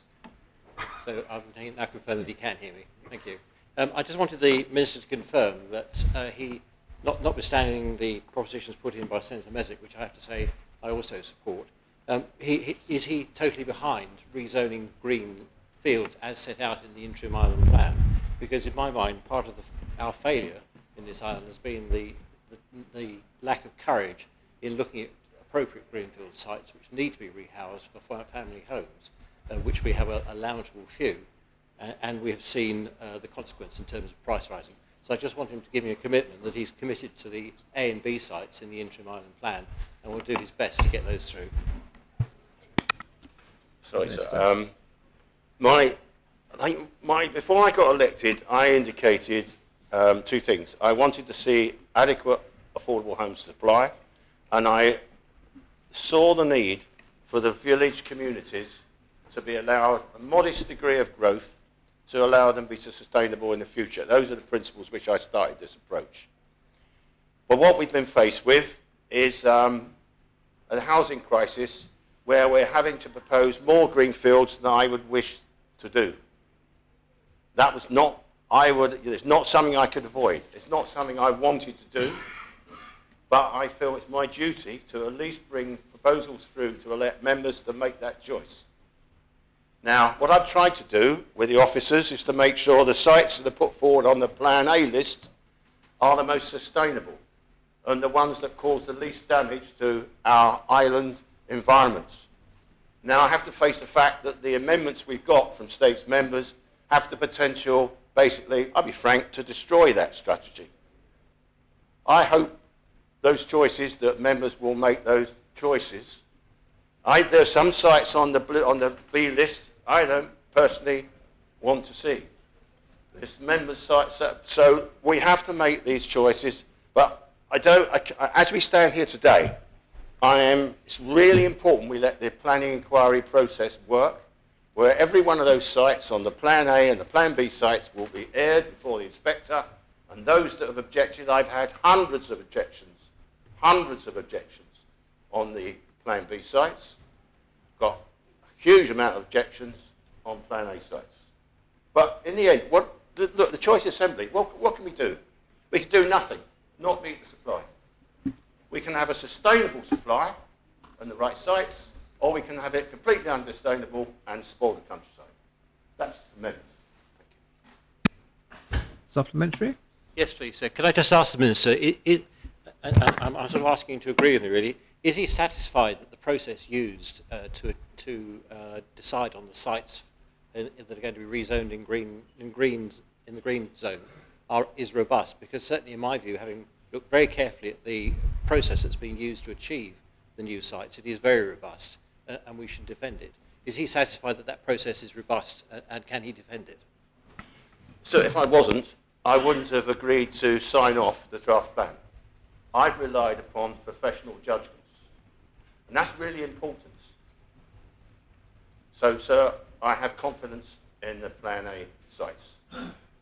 Plan B, I've had to put those forward because what if some of those Plan A sites don't run? As the Senator's question highlights, what do we do then? And I think the issue raised by Senator Mezik's question is right. What's the contribution from other sites of affordable homes? Thank you, sir. Thank you. Deputy St Martin. Thank you, sir. And the Minister's just said that when he came into this Assembly, he wanted to see adequate affordable housing supply. He's also just said, sir, that he wants to build as many as we can, and he used those words. But does the Minister agree with me that in order to address this crisis and in order to see off the objections, the very many objections he has to Plan A and Plan B, that when it comes to state-owned sites, and I mean to include with that the SOJDC sites and the sites owned by ports, that where we develop them for housing, that they should be 100% affordable housing? Minister. Sir, where I am is, look, if we develop single state-owned sites and they're viewed as a single site, I think my answer is yes. Where we develop a single site. But in the case of the SOJDC and the waterfront, what we've done is we've asked that body to develop that whole area, and by the way, not just give us housing, give us all the other things we want. So we have a choice again. We can have wall-to-wall housing and nothing else in the waterfront, and that would be the case if we had 100% affordable housing, or we can have the other things we want, or we can put our hands in their pockets and fund it. That's the preference I've got, and I've told the Chief Minister, I don't really care when we make the choice of affordable housing on the waterfront what the numbers are, not the cost, what the money numbers are. Because at the moment, the argument that will run, and I know it will come when we have that debate, well, if we have 50% affordable housing on the waterfront, you're going to lose 49 million. No! What it means is the 49 million we thought you were going to get as surplus, we're not going to get it. That's not a cost, thank you. Now, I've been as strong as I can in where I am, but it's a majority, it's a House, it's an Assembly decision and not mine. Supplementary? Thank you, sir. And I just want to take the Minister back to the halcyon days of 2011, he and I sat on the Environment Scrutiny Panel, and he chaired it and I vice-chaired it. And there was a planning policy called H3, which brought forward proposals to build affordable and social and private open market housing on the same site. And it didn't succeed. 2 or 3 years later, we had delivered nothing. And I asked the Minister why he thinks it's going to work now. So I think, Deputy's good question, but I think slight misunderstanding of my answer, perhaps. Maybe I'm not clear enough. The Senator's question to me at the start of this discussion was about is about the amendments. The amendment number 25 of the Senator Mesic that he asked me to commit to brings back H3 policy, resurrects it. It's virtually the same. The inspector will have to judge that. Why didn't it work? It's because the industry and the private sector refused to play ball and did not cooperate. It works everywhere else. It works in the UK. It works in cities. It was in the ACOM housing report. I supported it. But past efforts to get such proposals through this Assembly have failed. Members have backed off, taking a percentage of value out of developments, time and time again. Deputy Tadeo. Thank you, sir. Does the Minister think there's a risk that his legacy will be that he will be known as the Minister for Environment who concreted over the countryside? Minister.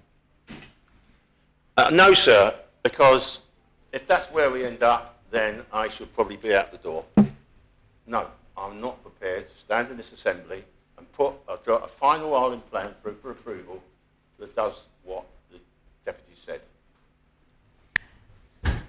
So the Minister mentioned, thank you, sir. The Minister mentioned past attempts to introduce a land transaction tax. I think, does he accept that until we've taken other measures to try and effectively use current housing stock, which is out of commission, i.e.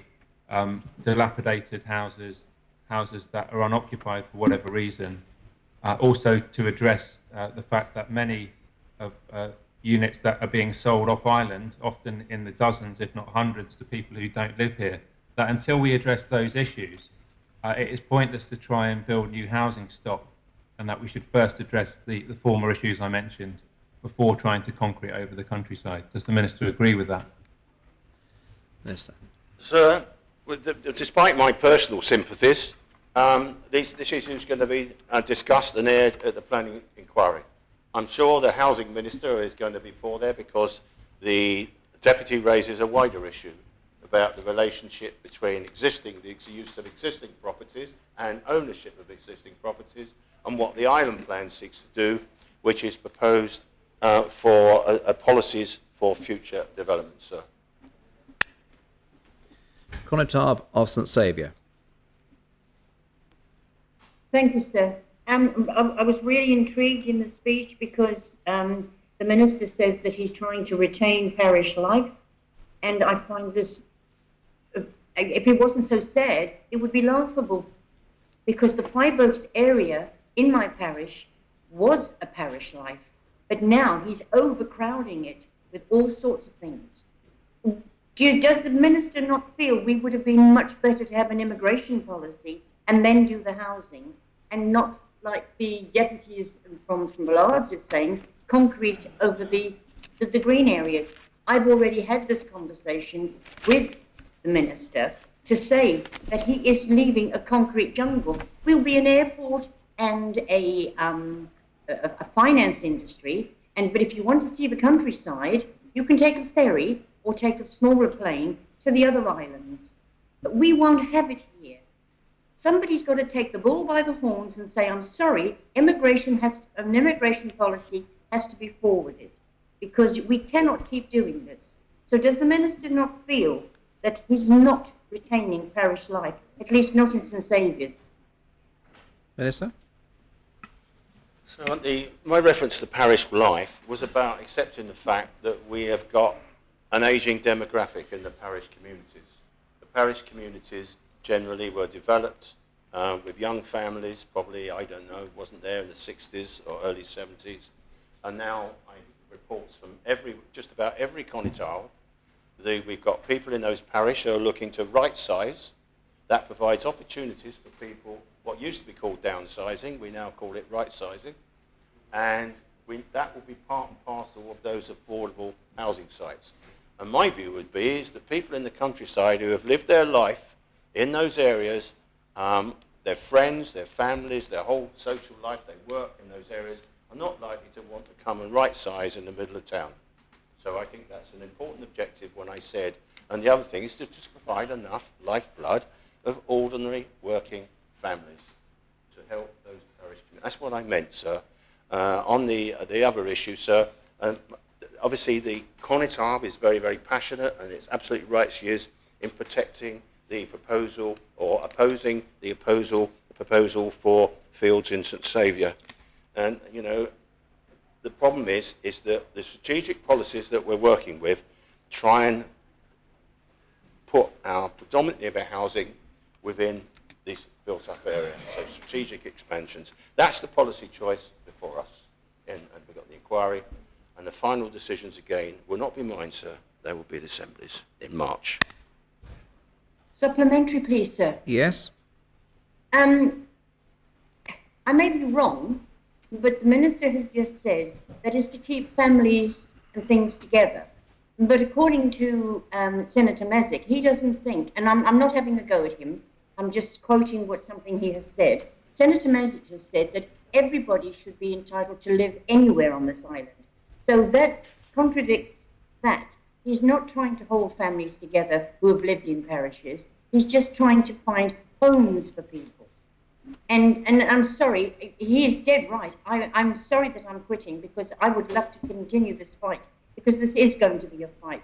In Plan B, we've got small fields right on a route to school that I've just made safe. And he's going to load it up with cars and people again. No, I'm sorry. The Minister is completely wrong, unless I've got it wrong. And are you saying now that in St Saviour's, when the homes are built, they are going to be for St Saviour's parishioners? Minister? So there is another amendment before, I think, on the island plan about the proportion of homes allocated to parish communities and to all islands, I think. And I know that the Housing Minister has this actively under study at the moment. And I've asked the Housing Minister, and the Housing Minister has agreed to ensure that by the time we make the final decisions on those sites, we have clarity about what the rules are there. So thank you. Thank you, Deputy Ward. Thanks, I'm at pains, but just ask a very simple question. Is it not a simple fact that in order to have affordable homes, you build affordable homes? And every time on the States of Jersey development site or any site owned by Jersey that we do anything other than provide affordable homes, we put fuel to the fire of all the problems that you've been talking about for the last, I don't know how long in this question session. So is it not the case, Minister, that it's simple, let's have affordable homes on state-owned sites, and that will address the issue quicker than any other solution that you can come up with. Thank you, sir. Minister. So I hope the Deputy has got his name down for the planning inquiry and will go and make his case, because, look, there's an amendment in there to do exactly that. The Plan Inspector will judge.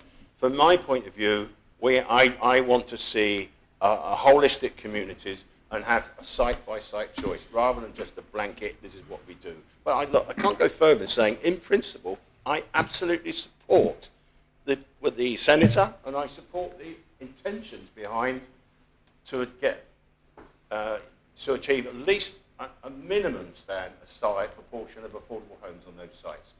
There will be a level which is just not enough, and I won't go along with it. But we've got to do that on a case-by-case basis. No, thank you, sir. Final supplementary?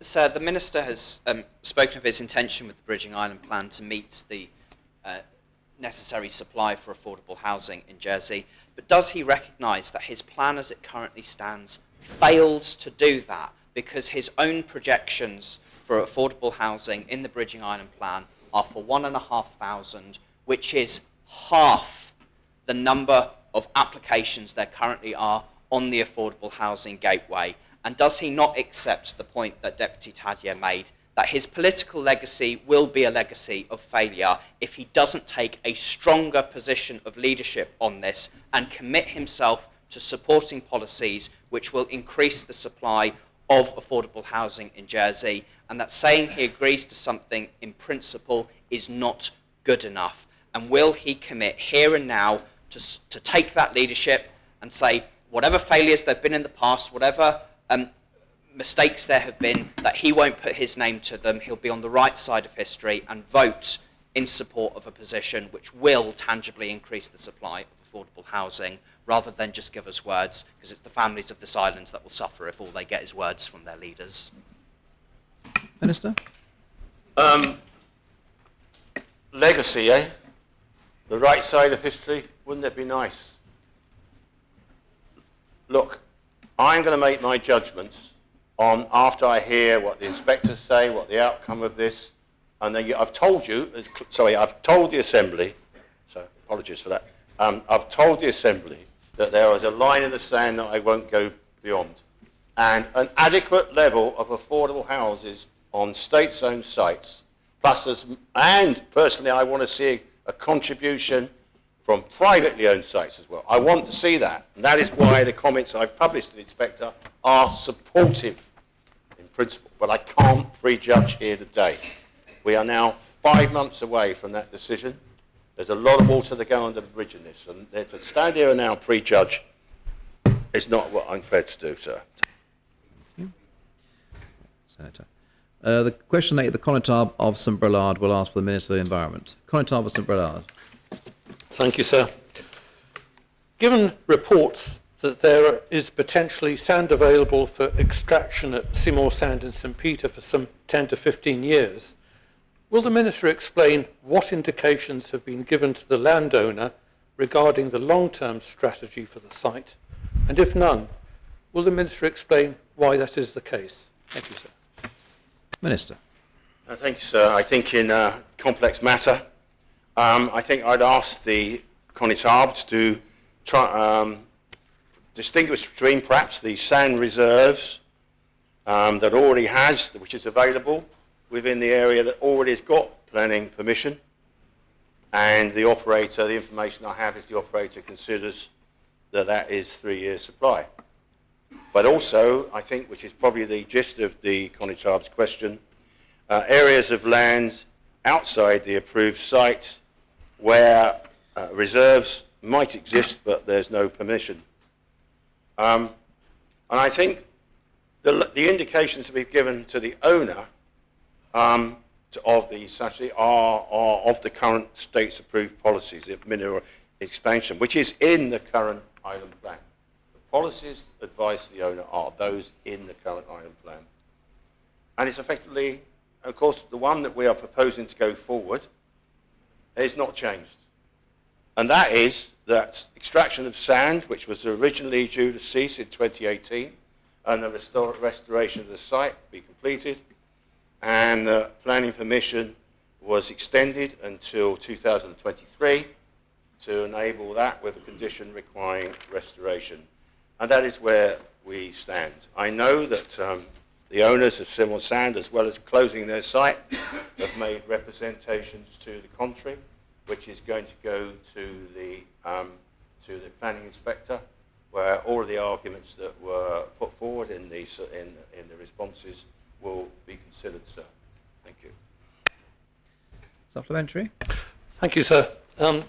Given that the department hasn't been proactive in assisting the developer or the landowner in evaluating the eventual outcome of the site, would the Minister agree that in order to progress this, it would be better to give some guidance to the family so that they are enabled to progress this, the redevelopment of after the ceasing of operations, they can redevelop to the satisfaction of all parties, bearing in mind it is a private property and there has to be an income stream and there has to be satisfaction from members of the public, and of course an ability to deal with the PFAS situation.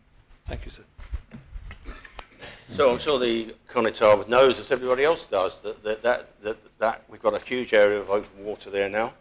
and the site is in the Coastal National Park, and the site is riddled with major environmental issues and risks.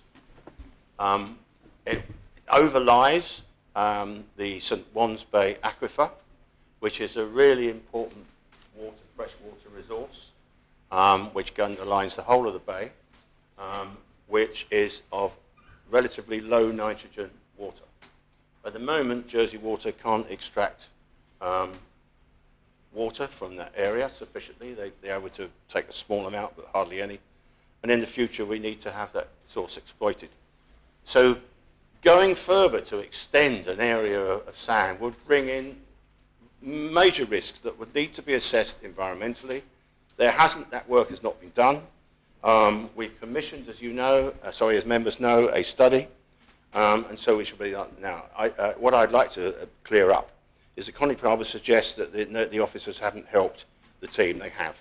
They've helped them and advised them on the original restoration plan. I've got the details here. But what we've had is we've had a new one. A new restoration plan that is, my understanding, that this goes much farther and would require a new planning application because it will also require a waste management licenses because it would bring in 1.5 to 2.5 million tonnes of solid waste into the Coastal National Park. So therefore, these things are environmental aspects that we have to get investigated. So there should be no surprise that the policy about ending that site's extraction, it's been known for decades. Greville. Yes, could I ask a point of clarification? I don't think the Minister intended to, but he sort of implied almost that the environmental problems down there were perhaps the making of the landowner, when I think he was referring to the PFOS and other pollutants down there and not the landowner. A question for you, Minister? Well, I think it's quite right, and if I suggested that it's the landowner's fault that we're in that situation, it's wrong, and I withdraw that implication, sir. Of course it's not their fault. They've been, if you like, suffered from the problems of PFOS contamination originally from the airport situation, which has migrated. And there is therefore a risk of that PFOS migrating into that area, and the greater area you have open water, the more you run the risk. It's not the only risk, there are lots of others. There's the issue about restoration of the area, there's the issue of the risk of bird strikes because of the prevalence of water birds in that large open area.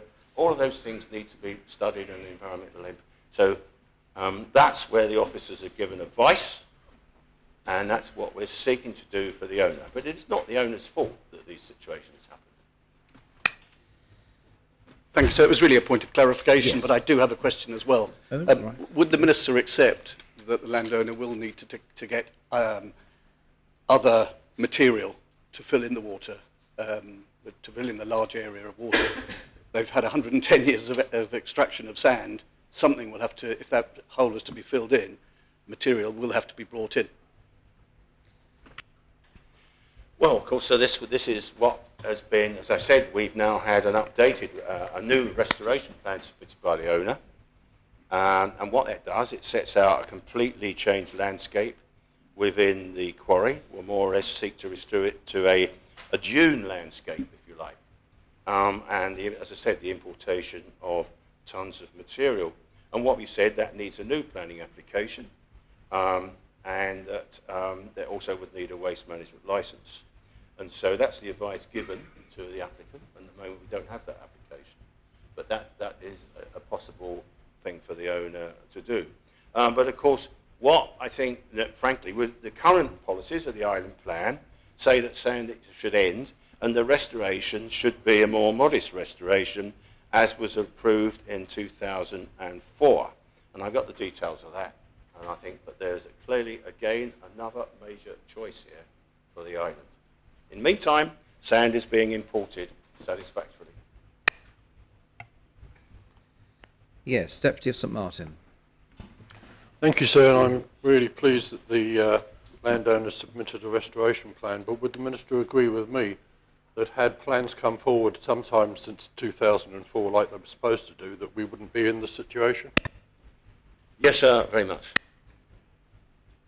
Deputy Gardner? Thank you, sir.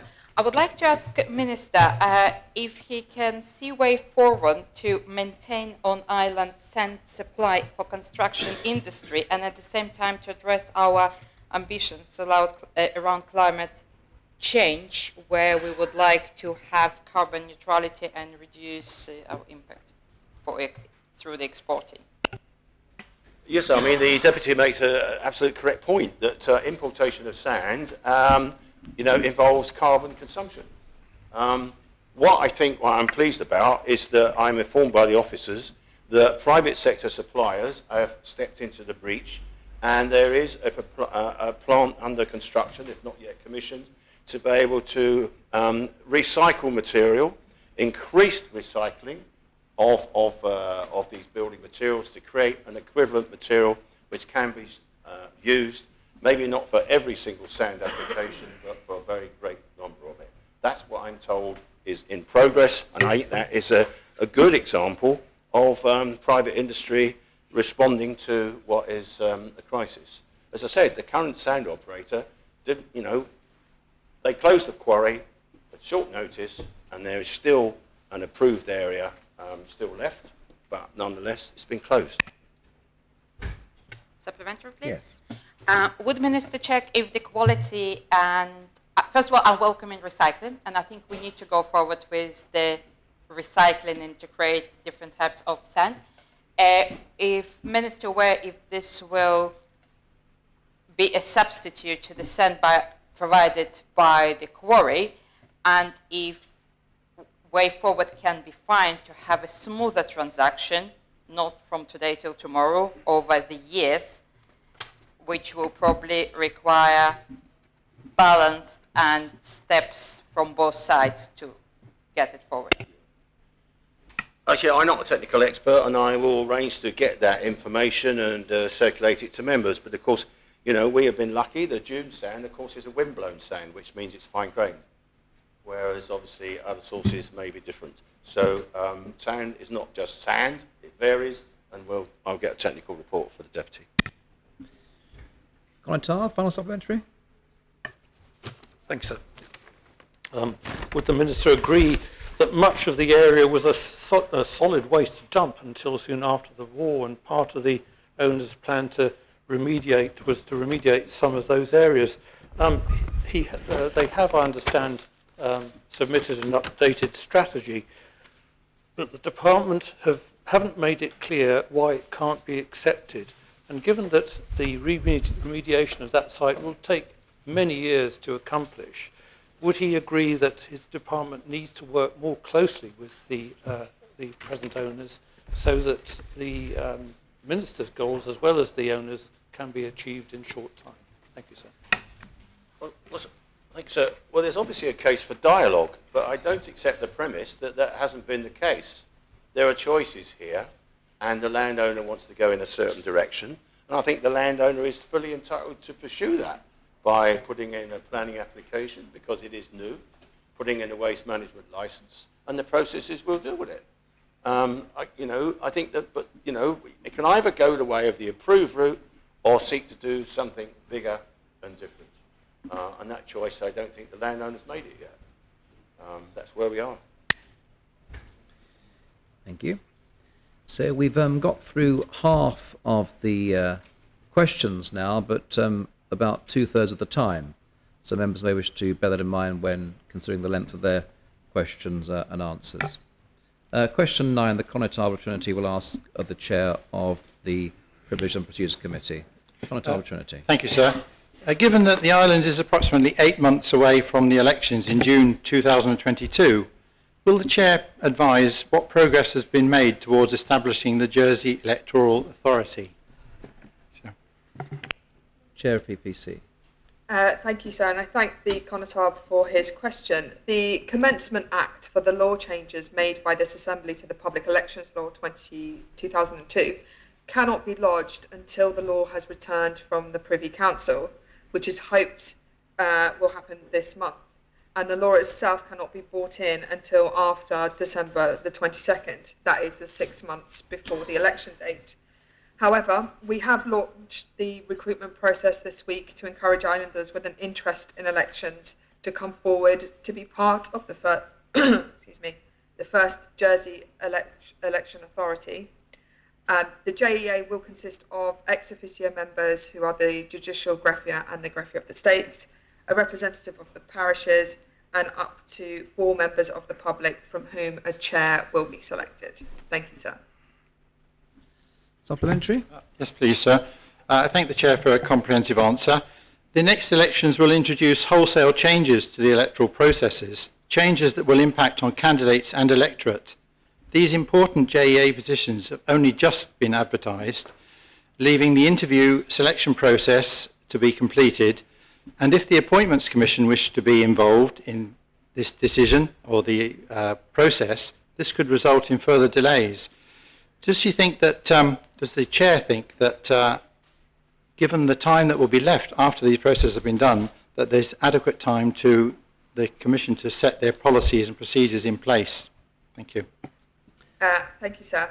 I'd like to think that, yes, that there is enough time. I think the JEA will not run the polling stations or count the votes or announce the results of the election. This will remain the role of the Autorise, supported by the Judicial Gref and the parishes. So it is very much business as usual for aspects of the election. The JEA will simply be adding value and independent oversight to an existing, a robust system that already exists and was actually praised by the election observers. Thank you, sir. Thank you. Deputy Basson. Thank you, sir. Can the chairman confirm that as part of the recruitment process, that one of the key criterion that candidates will need to be able to express is impartiality and objectivity in order to be considered to be on the JEA? Yes, thank you, sir, and I thank the Deputy for his question. The law actually excludes certain individuals from being appointed. These include anybody who's been a states member in the last 12 months or is engaged in an occupation, whether that's paid or unpaid, which is seen to be a conflict. So I have every faith in the judicial greffier and the deputy greffier's judgment in ensuring that the membership is impartial and apolitical. Once appointed, the members will be also offered unconscious bias training. Thank you, sir. Supplementary? Yes, thank you, sir. And what is being done to prevent the usual faces from applying? And is the committee trying to attract a more diverse panel in this regard as well? Thank you, sir, and I thank the Deputy for his question. In the recent advertisement that we've put out, actually, I have actually quoted that the States Assembly has a strong commitment to diversity and that we would really like the JEA to be a balanced group of people in terms of gender, ethnicity, age, disability, sexual orientation, socio-economic status, experience and skills. So in that ad that's gone out, I have sort of asked and encouraged applicants which will achieve that balance. On the side of it was mentioned earlier about whether the Appointments Commission would be involved in this. They have actually met this morning, and this has been confirmed that we will have Kate Wright appointed as the Commissioner for this role, and that they will be supported by, she will be supported by Simon Nash with the recruitment. Thank you, sir. Thank you. Deputy St Martin. Thank you, sir. And PPC recently lodged our 165 research project. How might the standing orders of the States of Jersey respond to the formation of political parties? Is it the Chair's intention to debate this before the next election? Thank you, sir, and I thank the Deputy for his question. The report has been published. We intend actually to set up a subcommittee to look at the report and the recommendations that are coming out of that report. We will also take into account anything that comes out of the Democratic Accountability Subcommittee, which is chaired by Senator Falwa. So we are hoping that we will be able to put things in place and get any standing order changes through before the next election. Thank you, sir. Debbie Southern. Thank you, sir. Could the chair inform members what has got in the way of the development of a single island-wide register? With the development of the new larger areas, some areas will have 3 or even 4, I think, possible polling sites, and the existence of a single register would be best exploited in order to raise participation. Thank you, sir. That is kind of out of the remit of this question, but I'm quite happy to answer that. So the electoral register, the original, we were originally quoted a price for that. Unfortunately, due to COVID, there were delays that were experienced in getting this up and running, and there was also a change in the project manager, who then reassessed this project and came back to us with a quote that was significantly higher and just made it unachievable in time for the next election. So I'm sure that the deputy's aware that I am really disappointed that this has happened, because this was an area that I really wanted to see in place in time for the next election, and I hope that the next PPC committee will be able to look at options to ensure that this will be in place for the election after the next one. Thank you, sir. Supplementary for me, sir? Yes, but try and make it connect to the original question, won't you? I shall try. I shall attempt it, sir. It's up to your judgment. Can the chair indicate whether, in those areas that have 3 polling sites, each of those polling sites can be used by any of the voters in that election or not? Thank you, sir. So, based on what has been passed, the current setup for the new districts are that voters will still have to vote within the districts that currently exist. So, for example, although St Saviour's comes together to be one parish and one district, the same polling stations will have to be used. So if you originally voted in the Mofont area, you will have to continue to vote in the Mofont area. Thank you, sir. Thank you. Deputy Higgins. Thank you, sir. Can the chair tell us whether she really thinks 1 year is sufficient for people who have left the States, when in the past we've had previous people who, for example, went on the Electoral Commission, who were definitely, certainly 2 out of 3 that I can think of, were definitely minded to go for a particular course of action and weren't as objective as they should have been. So how is she going to achieve objectivity on the part of this panel? Thank you, sir, and I thank the Deputy for the question. Just to reiterate the point that we do actually have the Appointments Commission involved in this process, so they will ensure that there is objectivity there. Whether the 12 months is sufficient or not, personally, I think it's good to have somebody with some experience. However, if it does cause too much of a conflict, I think there are safeguards in place and there are enough people involved who will be able to counteract this and bring this up.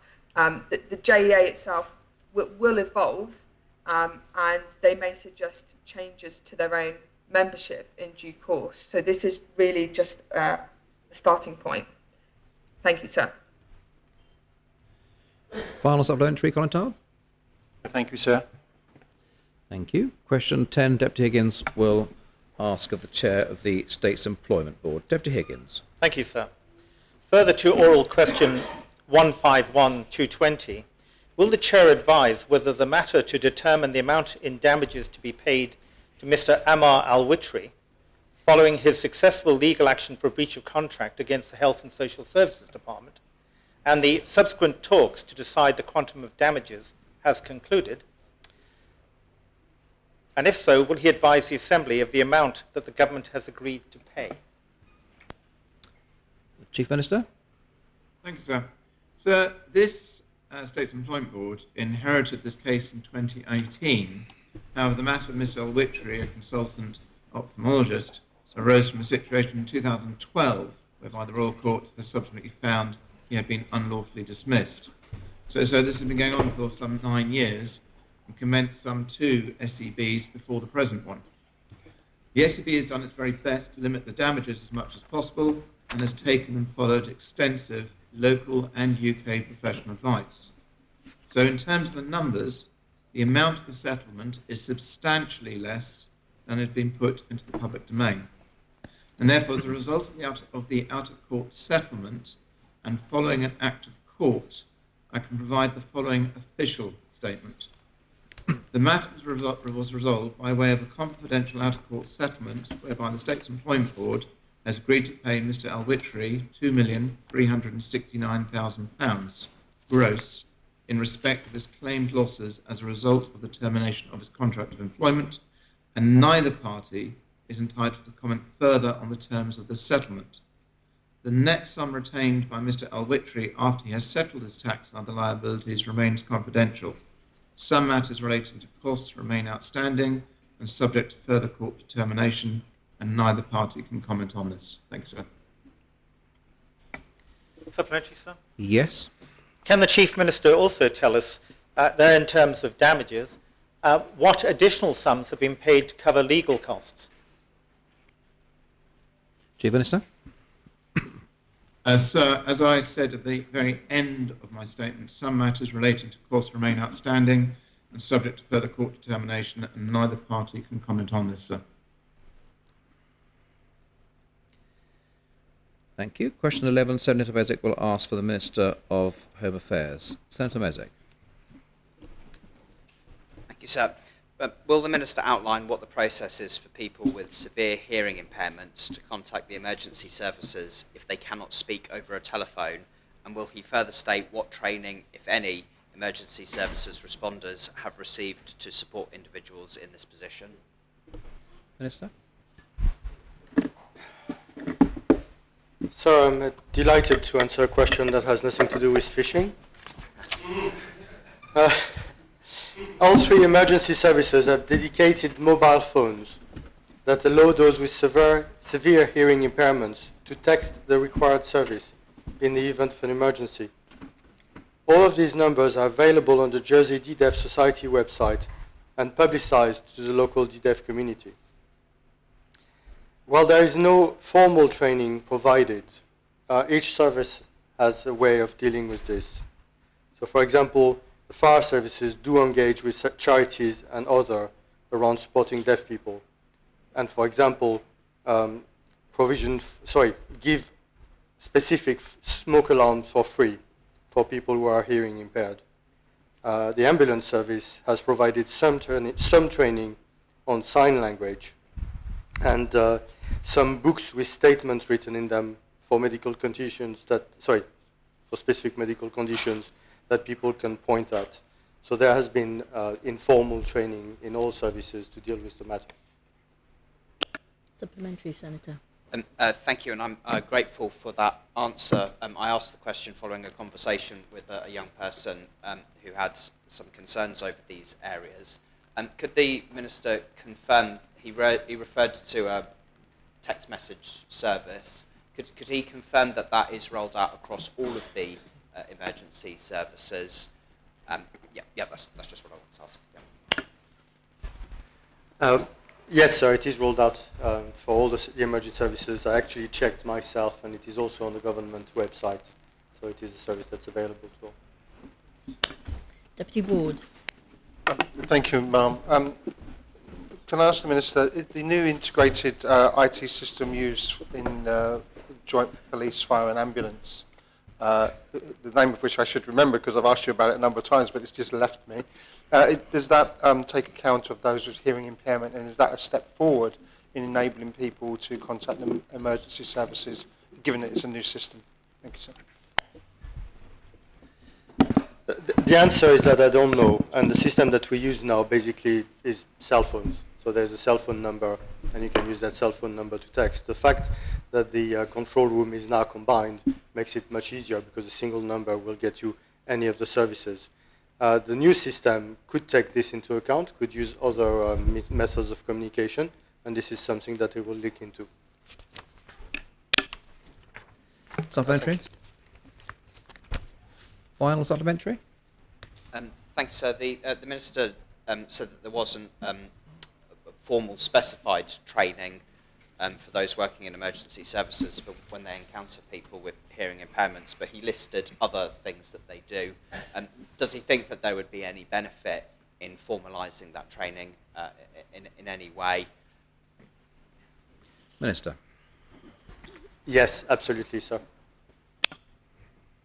Thank you. Question 12, Deputy Taddier will put to the Minister for the Environment. Deputy Taddier. Thank you, sir.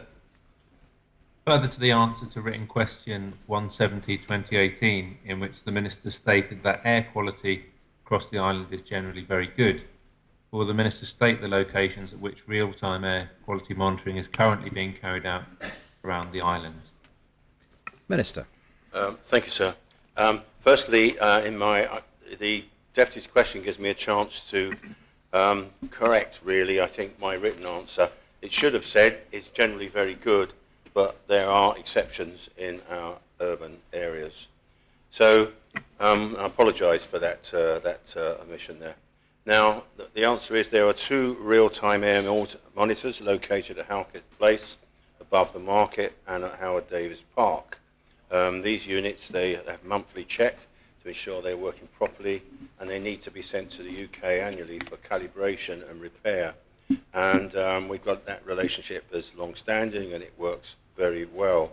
Unfortunately, there are only further 2 real-time monitors that remain working out of the 46 that we installed in schools, and this was under arrangement by a firm called Air Sensor, who supplied these monitors to us free of charge.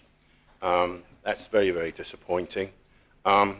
The data that we have is on the websites. There are various websites, there's 3 of them, and the public can get them. And obviously air quality monitoring is vitally important for Jersey, particularly around schools and congested streets.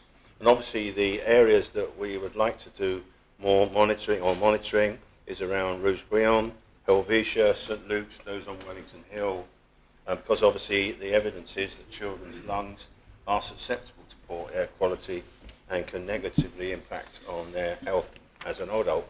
And of course that's one of the reasons why I think as well in our climate change work, the removal of polluting vehicles in urban streets is an issue. Anyway, so what I'm going to do is that I'm instructed there's got to be a new programme of monitoring that will be risk-based and done with a UK company with experience in this, and that of course means money, and therefore I'm exploring the Climate Emergency Fund, because at the moment there are no monies available for the project in the government plan. Thank you, sir. Supplementary, Deputy Taddier. Yeah, thanks, sir. That's all very interesting. Thank you, the Minister, for the detail. The question arises for context from not a town resident, but a resident of Mont-les-Vaux in the St. Brelard area, who pointed out to me that if there are only 2 live monitors and they're in town, how can the Minister assert that the air quality in the island is generally very good? So he's possibly answered that indirectly, but so my supplementary, sir, would be to ask, first of all, is it necessary to get a UK company to come in to do air quality testing? Is this not something which should be within the remit of his department to do on island from within budget? And if not, why not? Minister. Thank you. Yes, I think, as I said, my written answer should have had clarification. You know, the island, the wind speeds in Jersey are generally very high. Open areas generally enjoy better air than the urban areas, so apologies for that thing. Can we do this ourselves? Well, if we get funding for it, then we will have to go to tender. And I would be delighted if there's a local company that are prepared to help us with this. But I have to say, the resources are not cheap. It's important that if we're going to publish this data, that it's accurate, calibrated and reliable. And that requires quite a lot of scientific skills. For example, it was recently pointed out, just to illustrate things that can go wrong, The monitor at Howard Davies Park was recently pointed out that it was being affected by rain, and upon checking that, it was found out the unit was faulty. So that, this is kind of specialist work, and so, sir, I think I can tell members that I'm looking at the moment around about £200,000 to set this up and so on. When we get the thing set out, I'm sure we can run it within our own resources. Thank you. Thank you. Deputy Higgins. Thank you, sir. Can the Minister expand on this company that was monitoring the air around the schools when they stopped recording the information, or when the machine stopped working, and why no action was taken to ensure that schools were being monitored? Thank you, sir.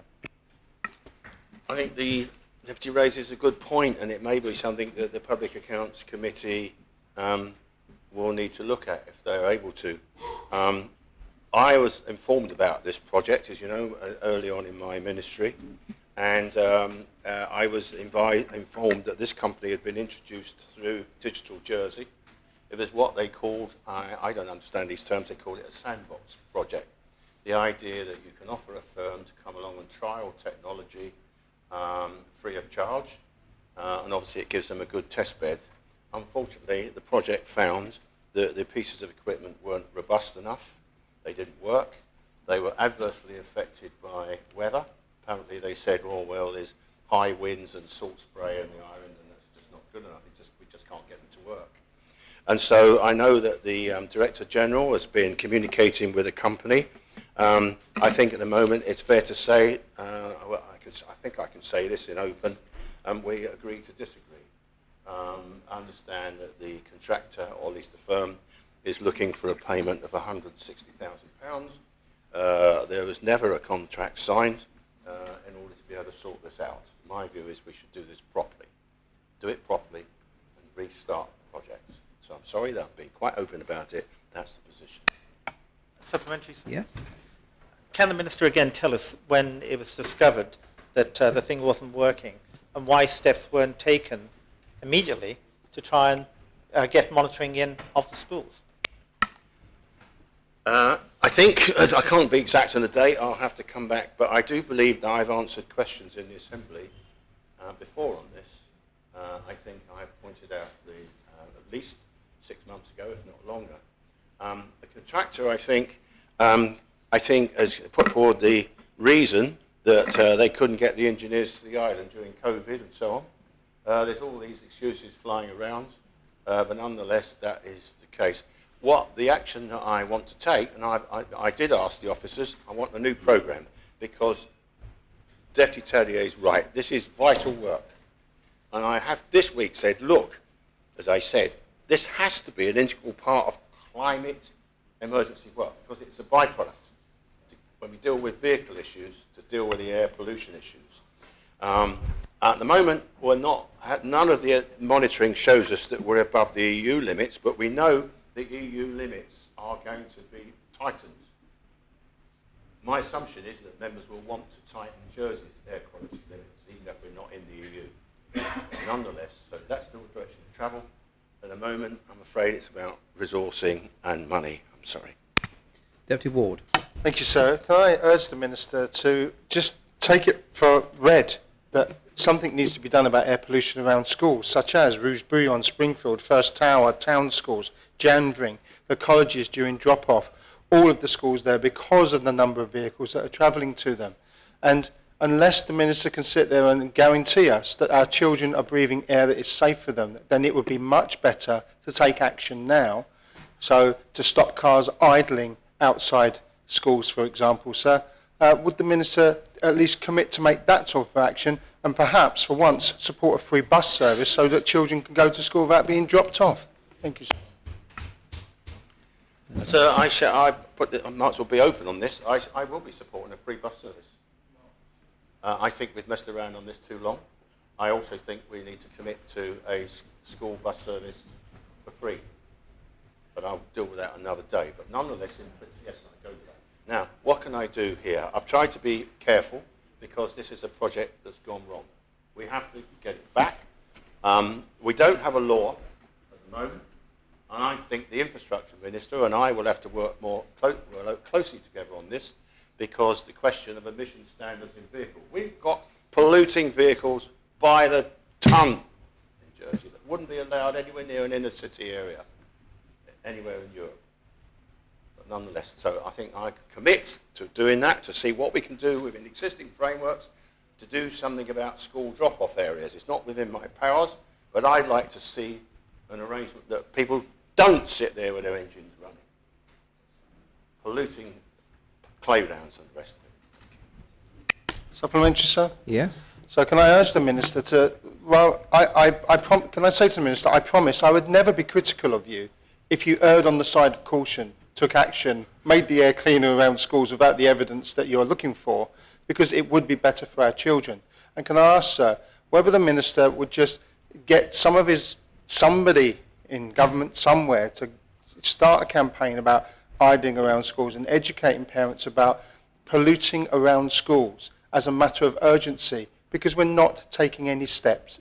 So we are waiting, but we're not acting. So can I urge the Minister, please, just to say, yes, I will take some action tomorrow. I'm happy to come and support and knock on the car windows and say, please stop having your car idling, as I've done a number of times, and nobody's hit me yet. So thank you. I will commit to working with the Education Minister and the Infrastructure Minister. I don't see reason why we couldn't have a campaign. We've got a big comms team. Let's get them on the task. Thank you. Colin Thompson-Hellier. Thank you, sir. The Minister is right in saying that he's told the states before that these air quality monitoring sensors aren't working. But does he not think that it's a shocking indictment of this government that here we are with the COP26 talks happening in Glasgow, and in Jersey we cannot even do air quality monitoring.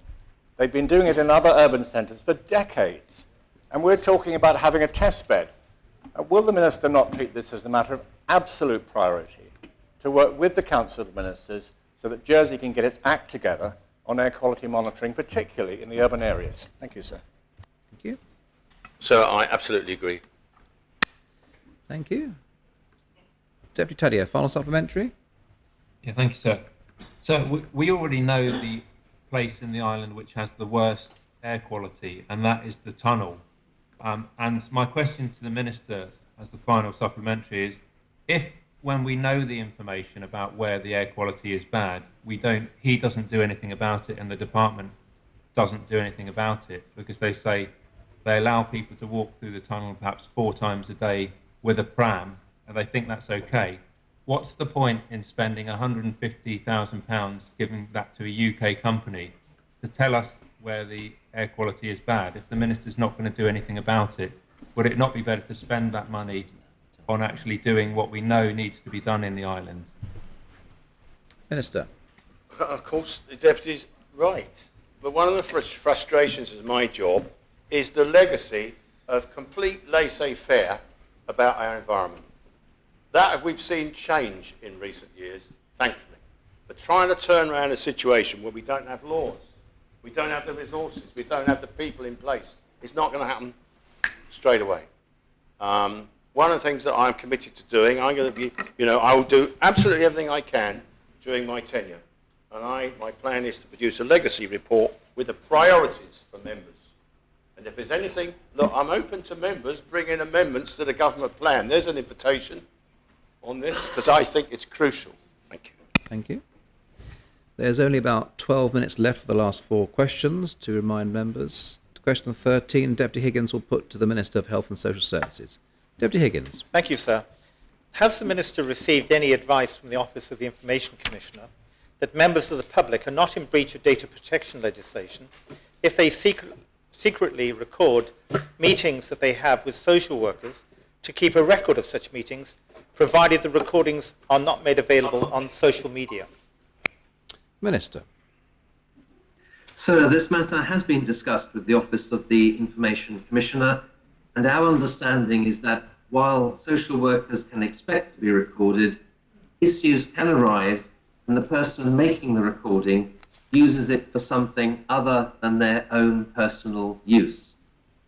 Personal use might be, for example, to aid recollection of a conversation or to share with a legitimate party who was not present during the conversation, such as a legal representative or family member. However, if the recorder uses the recording for other purposes, i.e. it is subsequently published more widely than their own household, then it is my understanding that they would become a data controller and the full scope of the data protection law will take effect. Thank you, sir. Thank you. Supplementary. Supplementary, sir, yes. Would the Minister say that it's acceptable for any civil servant to basically threaten people who have recorded a conversation and tell them that they were in breach of the data protection law when they were not? And this has happened on occasion. And would he certainly encourage throughout the whole of the civil service that they must not try and discourage people from using these recordings for legitimate purposes? Thank you, sir. Minister. Sir, any threats issued at any time are unacceptable, but I think the parameters are clear here where it is established that the recording is for personal use only, and that is permissible. And this means that there must be a conversation at the outset from the person intending to make the recording to inform the officer that it will be recorded and to confirm that how they intend to use the recording. I think it's a bit of give and take, sir, with good communication on both sides. With respect, sir, the Information Commissioner told me personally they do not have to tell people that they are recording.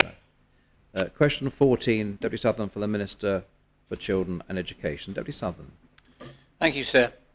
Following comments made by Haute Valley's Chair of Governors at a recent scrutiny panel hearing, will the Minister advise what action he intends to take to reassure students and staff at the school that he is committed to putting children and young people first?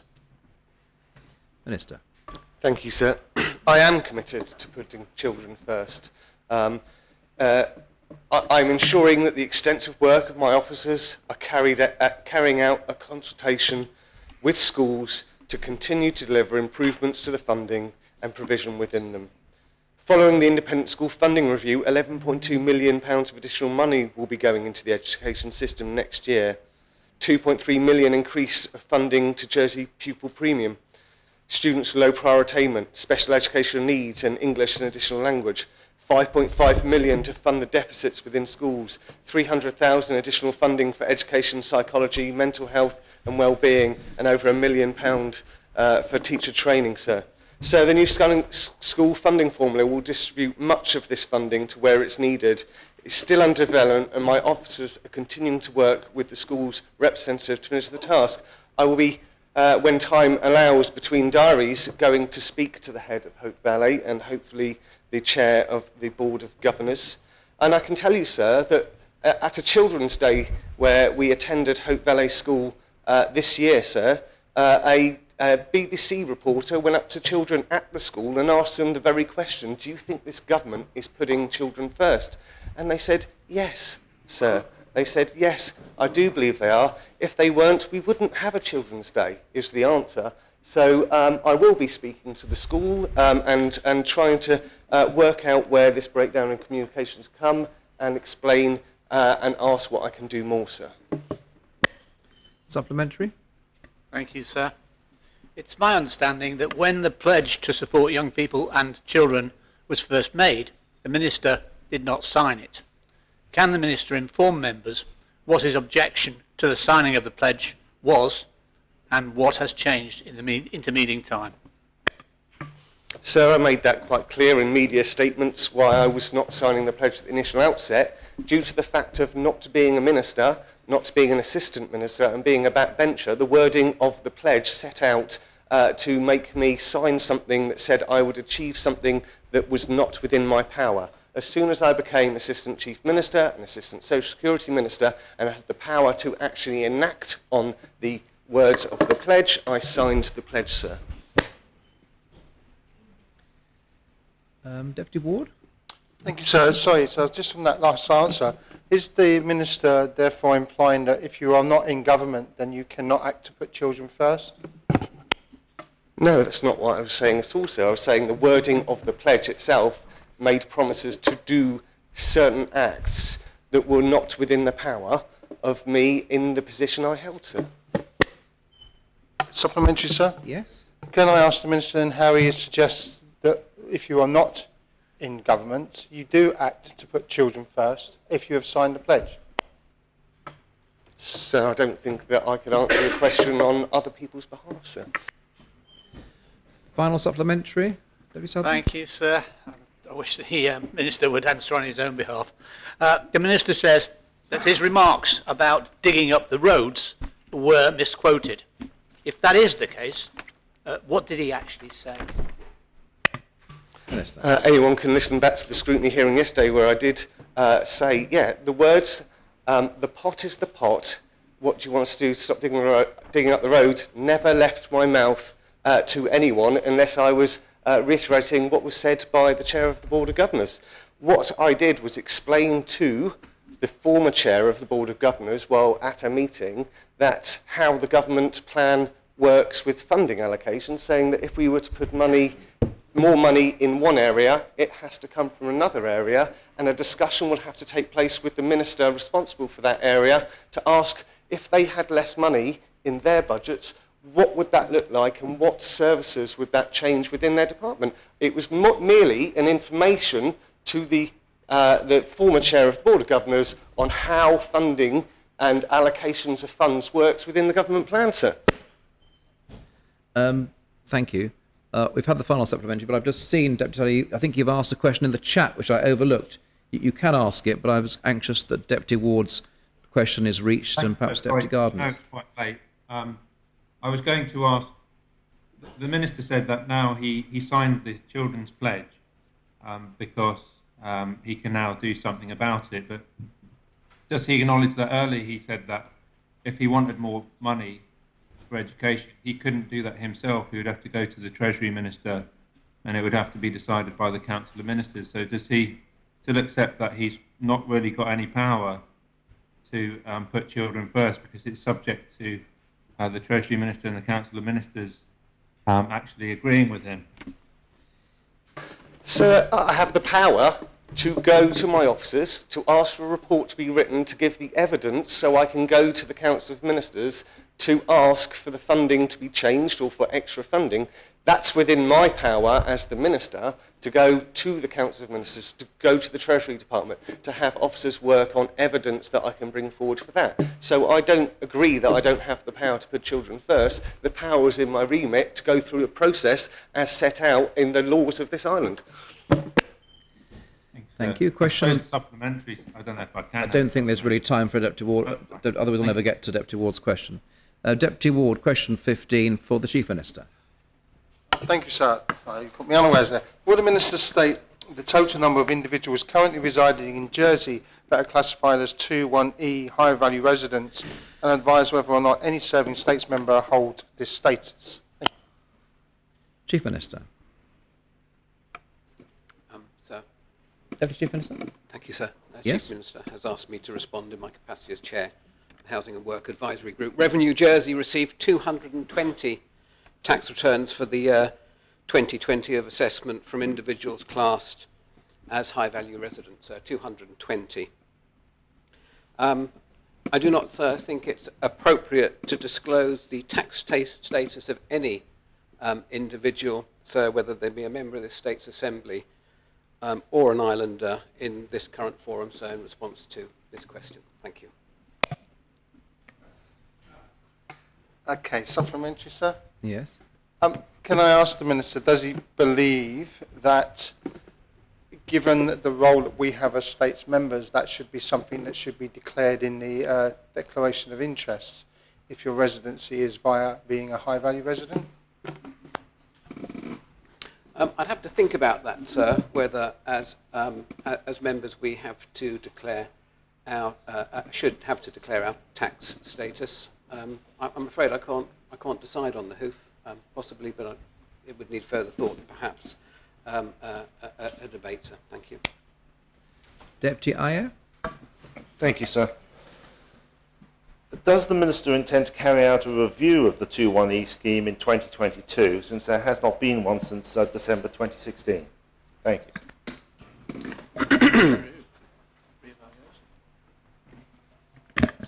We are currently reviewing the requirements for entry into the island under this this status.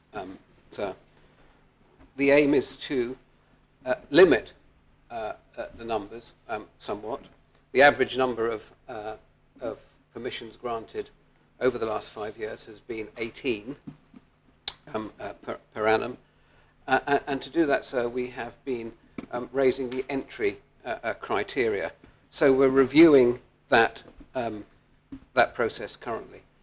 There are no firm plans to have another full review prior to the end of this government. However, I would say, sir, that in light of the challenges we're facing, especially in relation to housing, I think after having further discussions with members of the Housing and Work Advisory Group, we might change our mind. And like I say, given the current situation, the urgent situation around housing, I think it's likely we could look at that more closely during the course of this government. Thank you. I regret to say that the time for asking oral questions has now come to an end. I think I've got a point of order. Yes? Could the Chair consult with members as to if there is a 21E represented in this chamber, that when we discuss directly how much charge we charge 21Es, that they should declare an interest? Yes, that's a matter which can be considered. We now move on to the urgent oral question that has been approved to be asked by the Connétable of St Brelade to the Minister for the Environment in respect of the current fishing disagreement with France, and I will allow 10 minutes of supplementary questions in relation to that question when it's been asked. Connétable of St Brelade. Thank you, sir. And with your leave, I'll just alter a couple of words of the question in the light of activities late last night. Yes. Given that border inspection posts have been threatened to be closed by the French government in St Malo and Granville, will the Minister advise what further action, if any, the government intends to take to prevent EU fishing vessels from working in Jersey waters, whilst Jersey vessels may be prevented from landing catches in their usual markets? And so I'll leave the last part of the question as it will, I think, be covered by will be covered by other questions. Thank you, sir. Thank you. Minister. Thank you, sir. Probably need to clarify my answer in view of or amend in view of the overnight news. But I'd like to start by saying that the border inspection post cited in the question, there is no border inspection post in Granville. We have been seeking a border inspection post in Granville for almost a year now, and that, despite promises, has never manifest. There is, however, a border inspection post in St Malo, which we've had to use, and I haven't had reports yet about whether it factually is open today or not, but certainly it was threatened. We were told on Friday afternoon it was going to be closed. The following discussions between representatives of the French government, the EU Commission, and the UK government, with our officer input throughout yesterday and political input. We know, of course, now the French government announced it's not going to implement the proposed retaliatory measures. I have not yet heard what the intention is, other than what I heard on the radio this morning, that there is to be meetings on Thursday. We will, of course, continue to work closely with parties during those discussions, and I think we have to be hopeful. I don't think one can put it stronger than that, that the current situation can be resolved through these diplomatic channels. No, so specifically answer, what action are we taking to prevent EU officials vessels from working in Jersey waters. At the moment, none. I have asked, though, for advice about that suggestion that was put forward by the Jersey Fishermen Association. I've formally asked for that advice through to go through our lawyers, because from my stance on it would be, is whatever is done, if that's necessary, and we hope it's not, it needs to be done in accordance with law and in accordance with compliance of the agreements that Jersey signed. So now on the matter of economic support, obviously members know that this sits outside my ministerial remit, and sits within the remit of the Minister of Economic Development. I think that part of the question was withdrawn, wasn't it? Ah, do beg your pardon, thank you. Is that right? Yes, so in the light of the developments last night, we haven't arrived at that yet, but we may well, of course, do so, and I'd like to address that in a supplementary later on, if I may. Well, there'll be one supplementary, won't there, I'd have thought. Do you want to ask that question now? Well, yes, sir, I can put it in such a way that if the situation prevailed whereby border inspection posts remained closed and our fishermen were prevented from landing their catches in France, would the Economic Development Department be in a position, or would the Minister, would the government, would it be in a position to support our fishermen swiftly, as they will be unable to earn a living? Yes, Minister. Yes, sir. I have been provided in a note details of both the support that has been in place so far to the industry, because the industry has had disruption all along, and also what's in the pipeline. And I think, I'm sure that I'll leave it later on for the Minister concerned to elaborate on that. But Phase 1 support for Fisheries Support Scheme, fixed costs and salaries for May to August 21 ran successfully. 18 fisheries claimed support and 10 businesses claimed fixed cost support. Phase 2 of fisheries support has been approved and is pending Treasury approval, and we hope that will be open for applications very shortly. Phase 1 of the freight support, this is for exporters who export produce to Europe, that has forms are going out and applications are invited this week. And then Phase 2 freight support is ready to be allocated depending on conditions. This will be for the remainder of this year. So I think from those details, I've come to summarise them. I feel confident that I know all ministers, myself, the Chief Minister, the External Affairs Minister, and we're all clear that if our industry has already been disrupted, if we get more disruption, we have to support that industry while we get through this difficult period of the agreement. Thank you, sir. Thank you. Deputy Taddier, you got a question? Yes, sir. Thank you. I have to say this whole episode pains me as a francophile and francophone, sir. But I am wondering whether we're getting to the position where the French are going to tell us to stop fishing in our own waters, and our own ministers roll over and say, okay, we won't fish in our waters, but you can come and fish here if you want to. Sir, has the Minister seen a suggestion put forward by a member of the public where it was suggested that he should ban all fishing for a period, let's say, of 6 months or a year, and that we should, and this wasn't the suggestion, but presumably that we should pay our fishermen and fisherwomen to be furloughed for that period, and as well as providing a breathing space for negotiations to happen, it would mean that nobody, French or Jersey, would be able to fish in our waters. But it would also mean that our fishers wouldn't be at a loss because they could be compensated. Is that something that the Minister has considered as a potential positive, although it would be a radical step? Sir, no, I've not seen that proposal. I have seen the request of the Jersey Fishermen's Association, who met in committee last, I think, Saturday, that they proposed a period where both Jersey boats and EU boats where fishing was suspended in certain parts of our fishery, which I think were the most sensitive parts. We were asked to consider that. At the present time, Our officers are certainly taken advice on that, because I mentioned there is the need, whatever is done needs to be in accordance with the legal rules. We have not had a chance to discuss that politically. Our efforts have gone into resolving the issue of the number of licences, because it's the number of licences that have brought us to this point.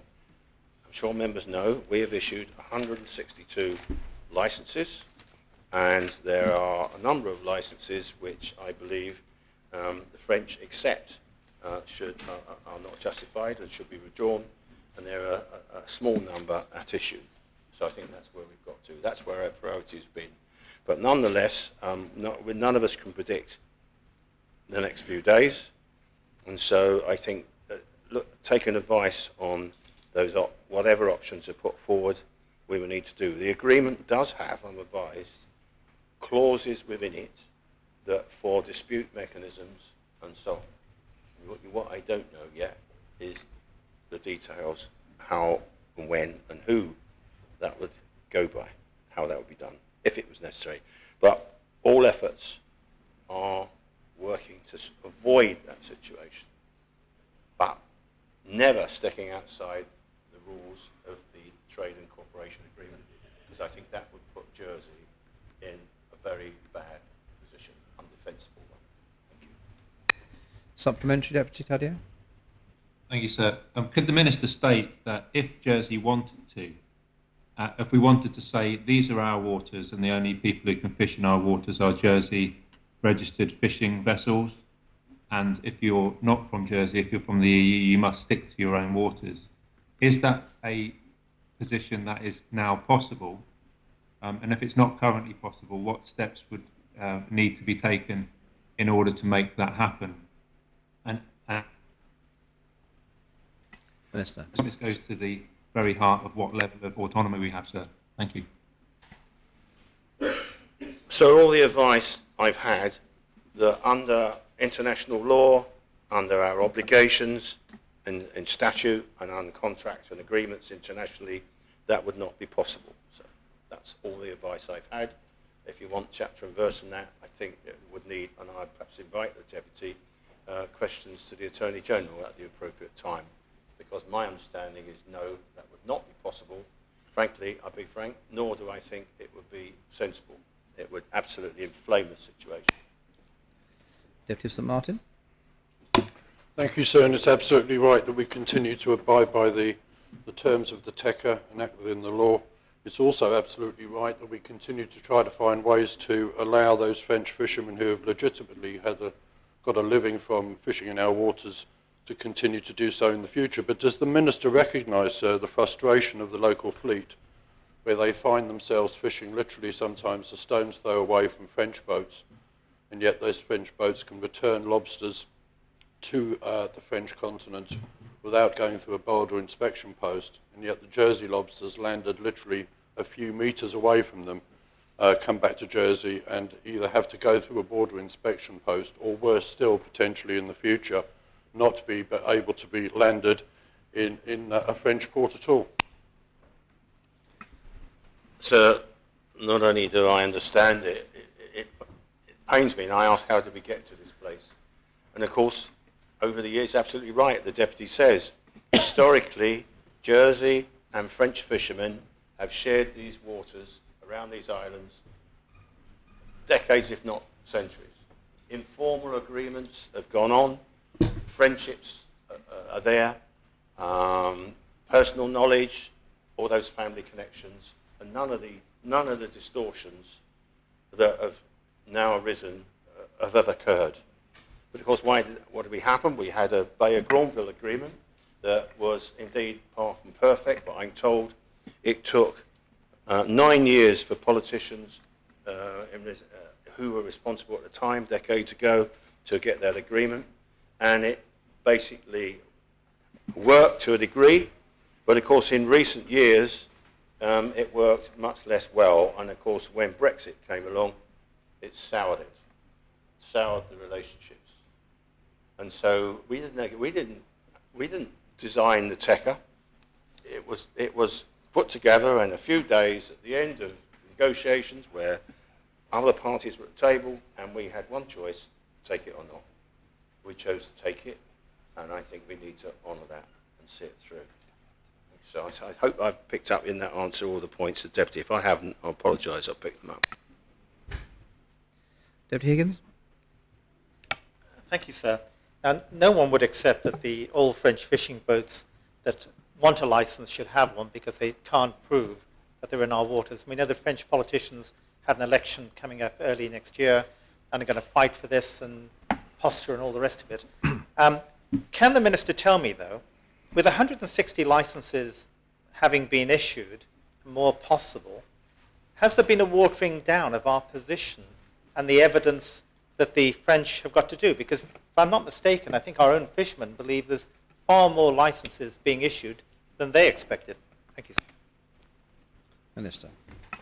I'll try and give best guidance I can.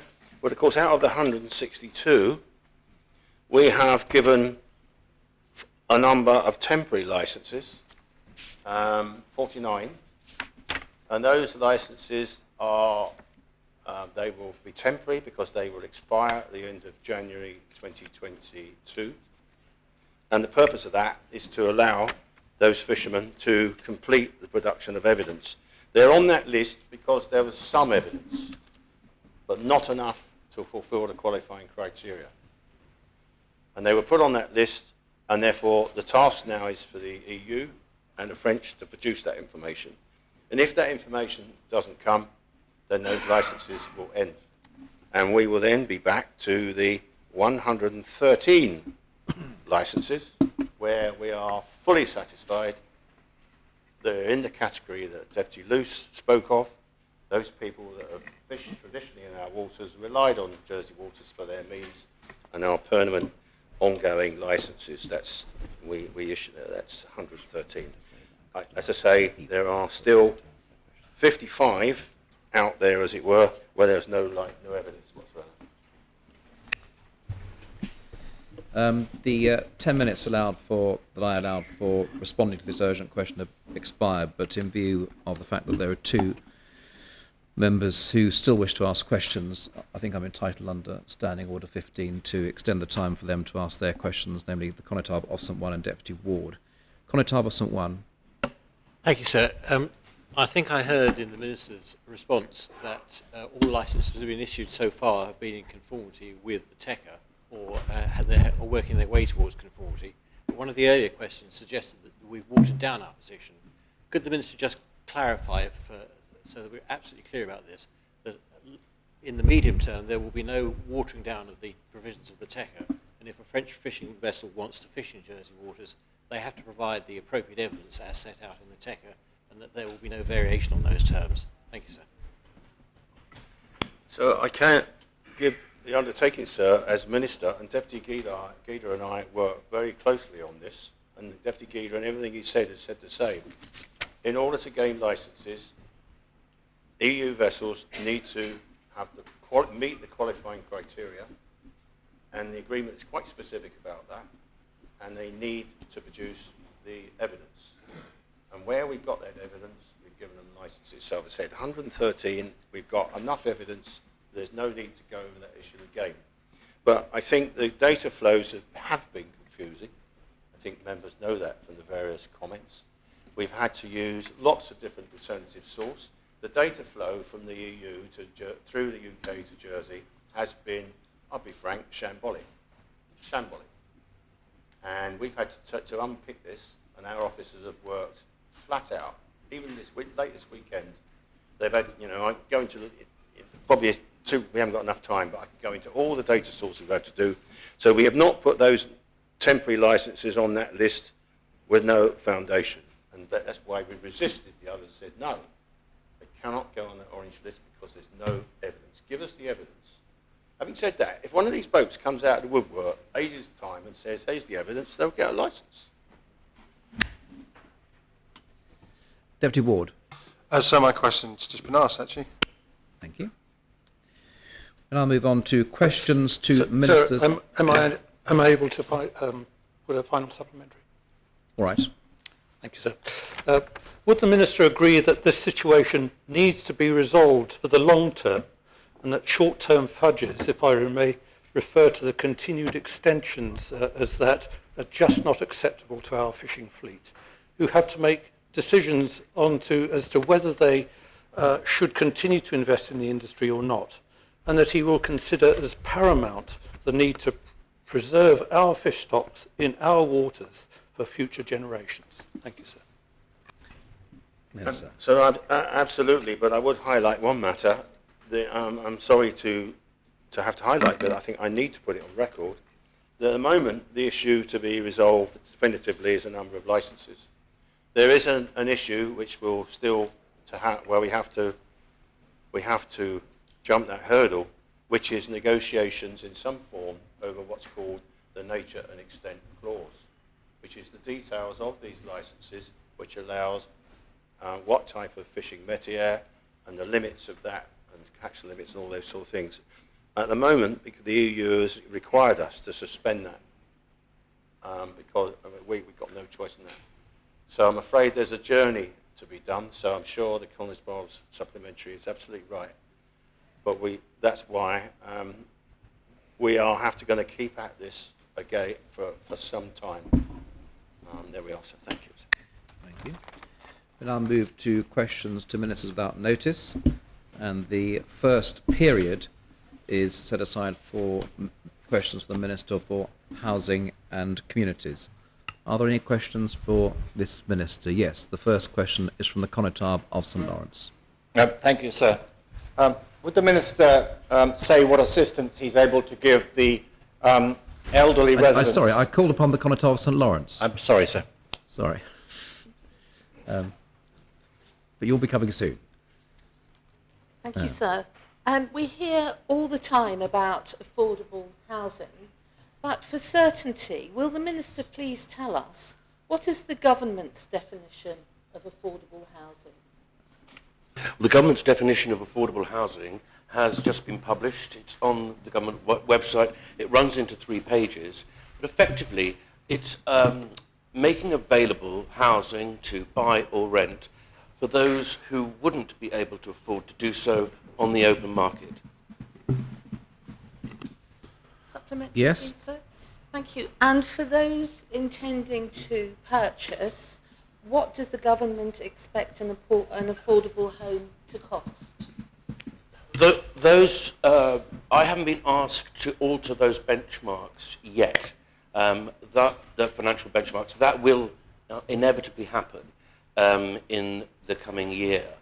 But it's important we have the affordable housing definition so that when we're negotiating for sites in the Bridging Island Plan, that those sites are designated for affordable housing, which will affect the purchase price.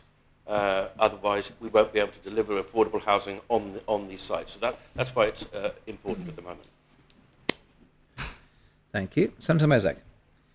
Thank you, sir. Does the Minister think that a potential total contribution of 173 affordable homes out of 1,250 on the government-owned land of the waterfront and South Hill is a satisfactory contribution when there are 3,000 applications live on the Affordable Housing Gateway?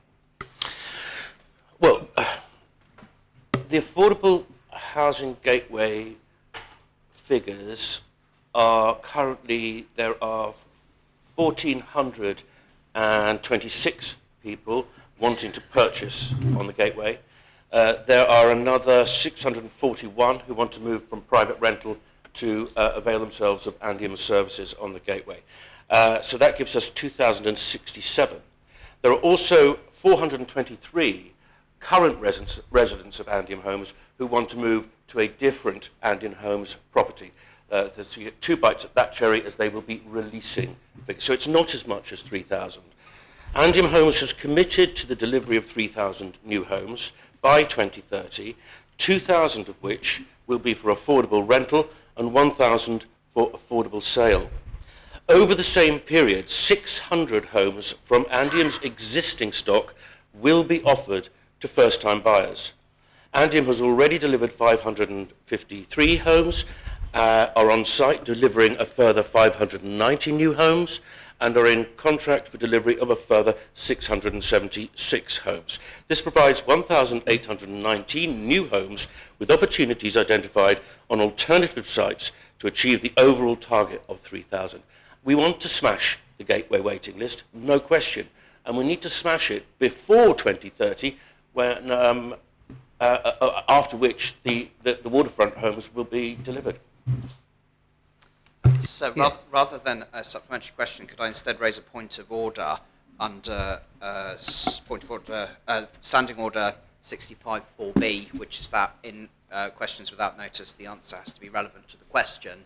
And the key part of my question was whether 173 affordable homes out of 1,250 on the waterfront and South Hill was a satisfactory contribution, and I don't believe he offered a straightforward answer to that specific point.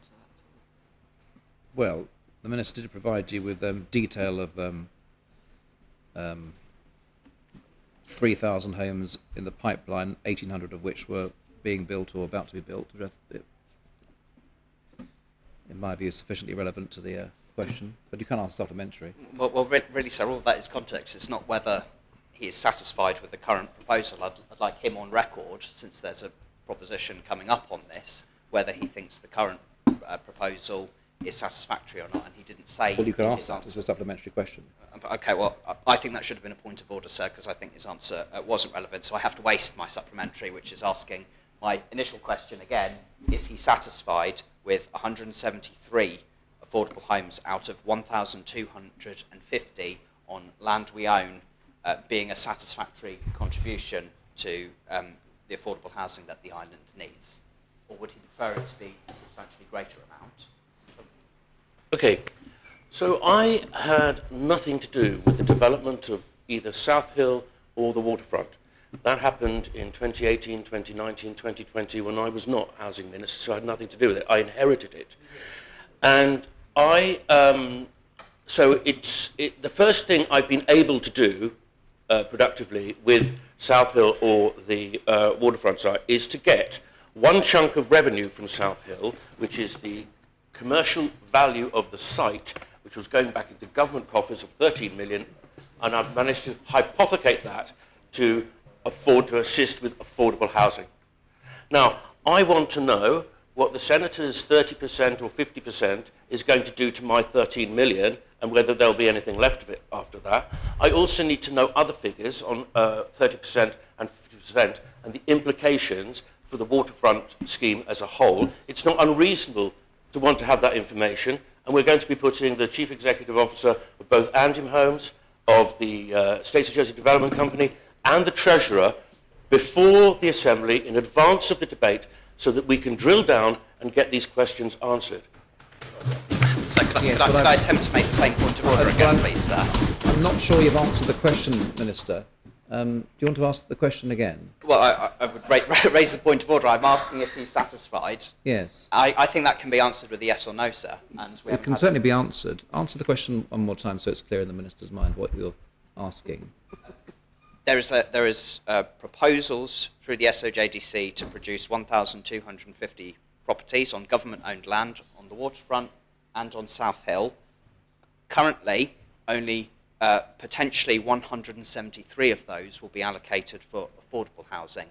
I would like the Minister to answer, and he can do this yes or no if he'd like to, whether he is satisfied with that as a proportion. Is that something he's comfortable with, Yes. happy with, and thinks meets his aspirations for affordable housing in the island?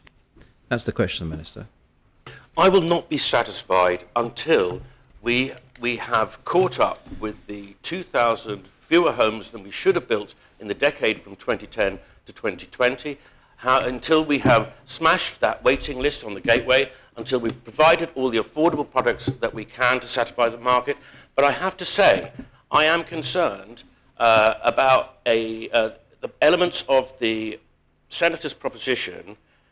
If we combine with banning States of Jersey Development Company to develop Category B housing units on state-owned land, ban that at the same time as introducing mandatory H3 for the private sector, that worries me, because whilst the affordable housing is a total priority of mine, we absolutely must supply the open market, otherwise it's going to continue to inflate, and that has ongoing issues with our ridiculous housing prices. Conor St Helier. Thank you, sir. What assistance can the Minister give the residents of Marriott Court in St Helier who are being given notice to quit?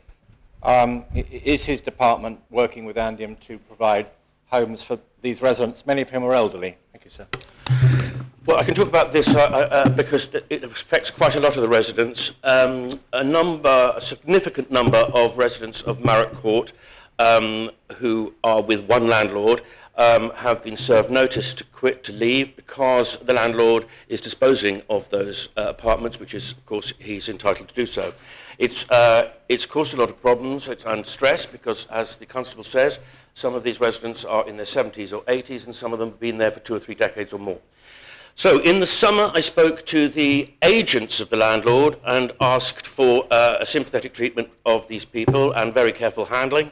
I informed them that it would be some time before so many of them could be relocated, and they would have to be patient. The agents, the landlord, would have to be patient. I also have consulted with Andium Homes, firstly to say, well, could you buy the whole lot of them and then gradually sell them off? But actually what they've done is to say, and they've written to all the residents affected, say to the constable, to inform them that they are confident, Andium are confident, that they can rehouse them through the course of 2022. And so my advice, and this is really important, is that these tenants must stay in their Marriott Court property unless they can find it elsewhere to go privately. They must stay there until they have suitable accommodation to go to. They must not make themselves homeless. They are not being evicted. The courts are the ones that can evict, not landlords. Thank you. Supplementary, please. So I'm grateful to the Minister for his clarification and his reassurance. The wider issue of housing conditions in Havre Park will be well known to the Minister, as he is a deputy for No. 1 District and attends the monthly meetings of the residents with the other deputies, which I chair, and one of which is going to be tomorrow. Does the Minister think that the government is doing enough for Havre Park residents generally? This is a very densely occupied part of St Helier with very little green space, very little parking for residents.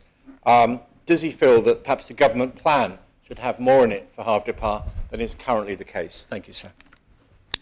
Well, I've gone into bat for Havre Park since I arrived in this chamber in 2014, and I'm sorry that we haven't done more.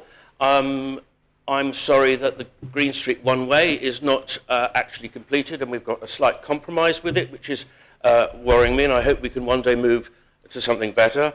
I think that it's important that residents of a particular area, and I'm pleased if it's going to be designated as a site of special interest or whatever it is in the new Bridging Island Plan, I think it's important that residents, when they take ownership of the area in which they live and want to see improvements, I think it's very important that government listens to them. And residents groups are a very good way for residents to actually make their voice heard. Thank you. Deputy Truscott. Yes, thank you, sir. Sir, I emailed the Minister about a month ago with details of a UK company called Z-Pods, who specialise in providing affordable modular homes. Just like to know if the Minister made contact with that company, and if he did, could he just advise what transpired from that meeting? Thank you, sir. I haven't yet done that. I apologise to the Deputy.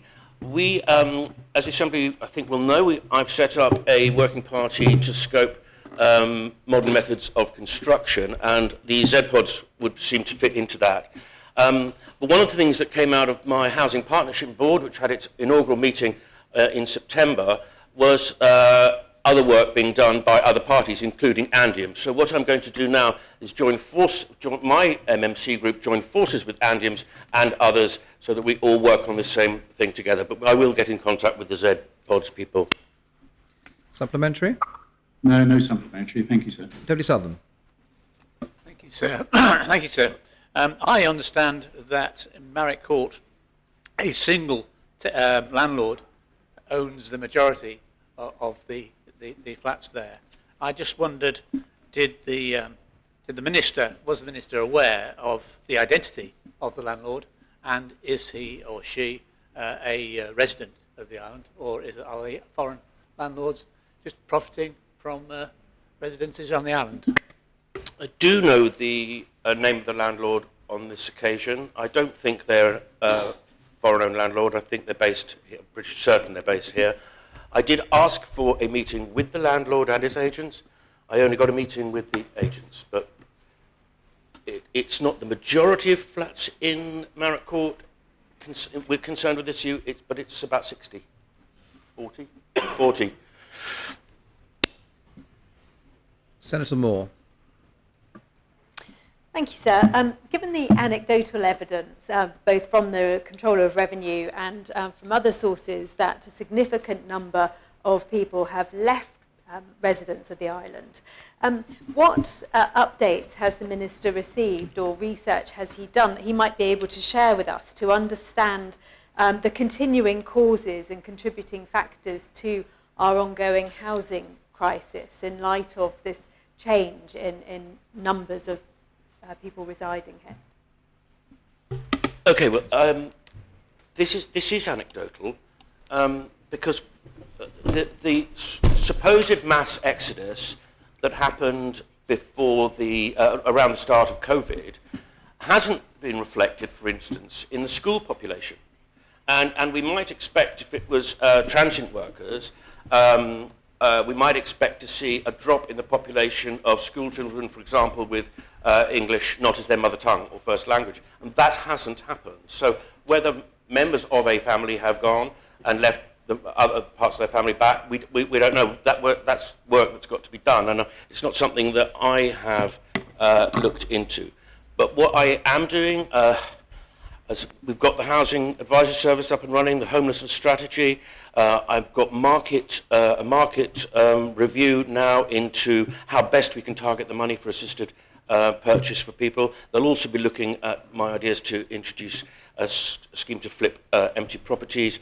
They'll also be scoping the situation as regards the shortfalls and the demand for key worker accommodation, how we can deliver that. And that is a short, sharp review that will give me their report and results by Christmas. Supplementary, sir? Yes, this will be the last question for this Minister. So, sir, could the Minister confirm that he is going to have a more robust and up-to-date method of being across housing supply and needs within our community going forward?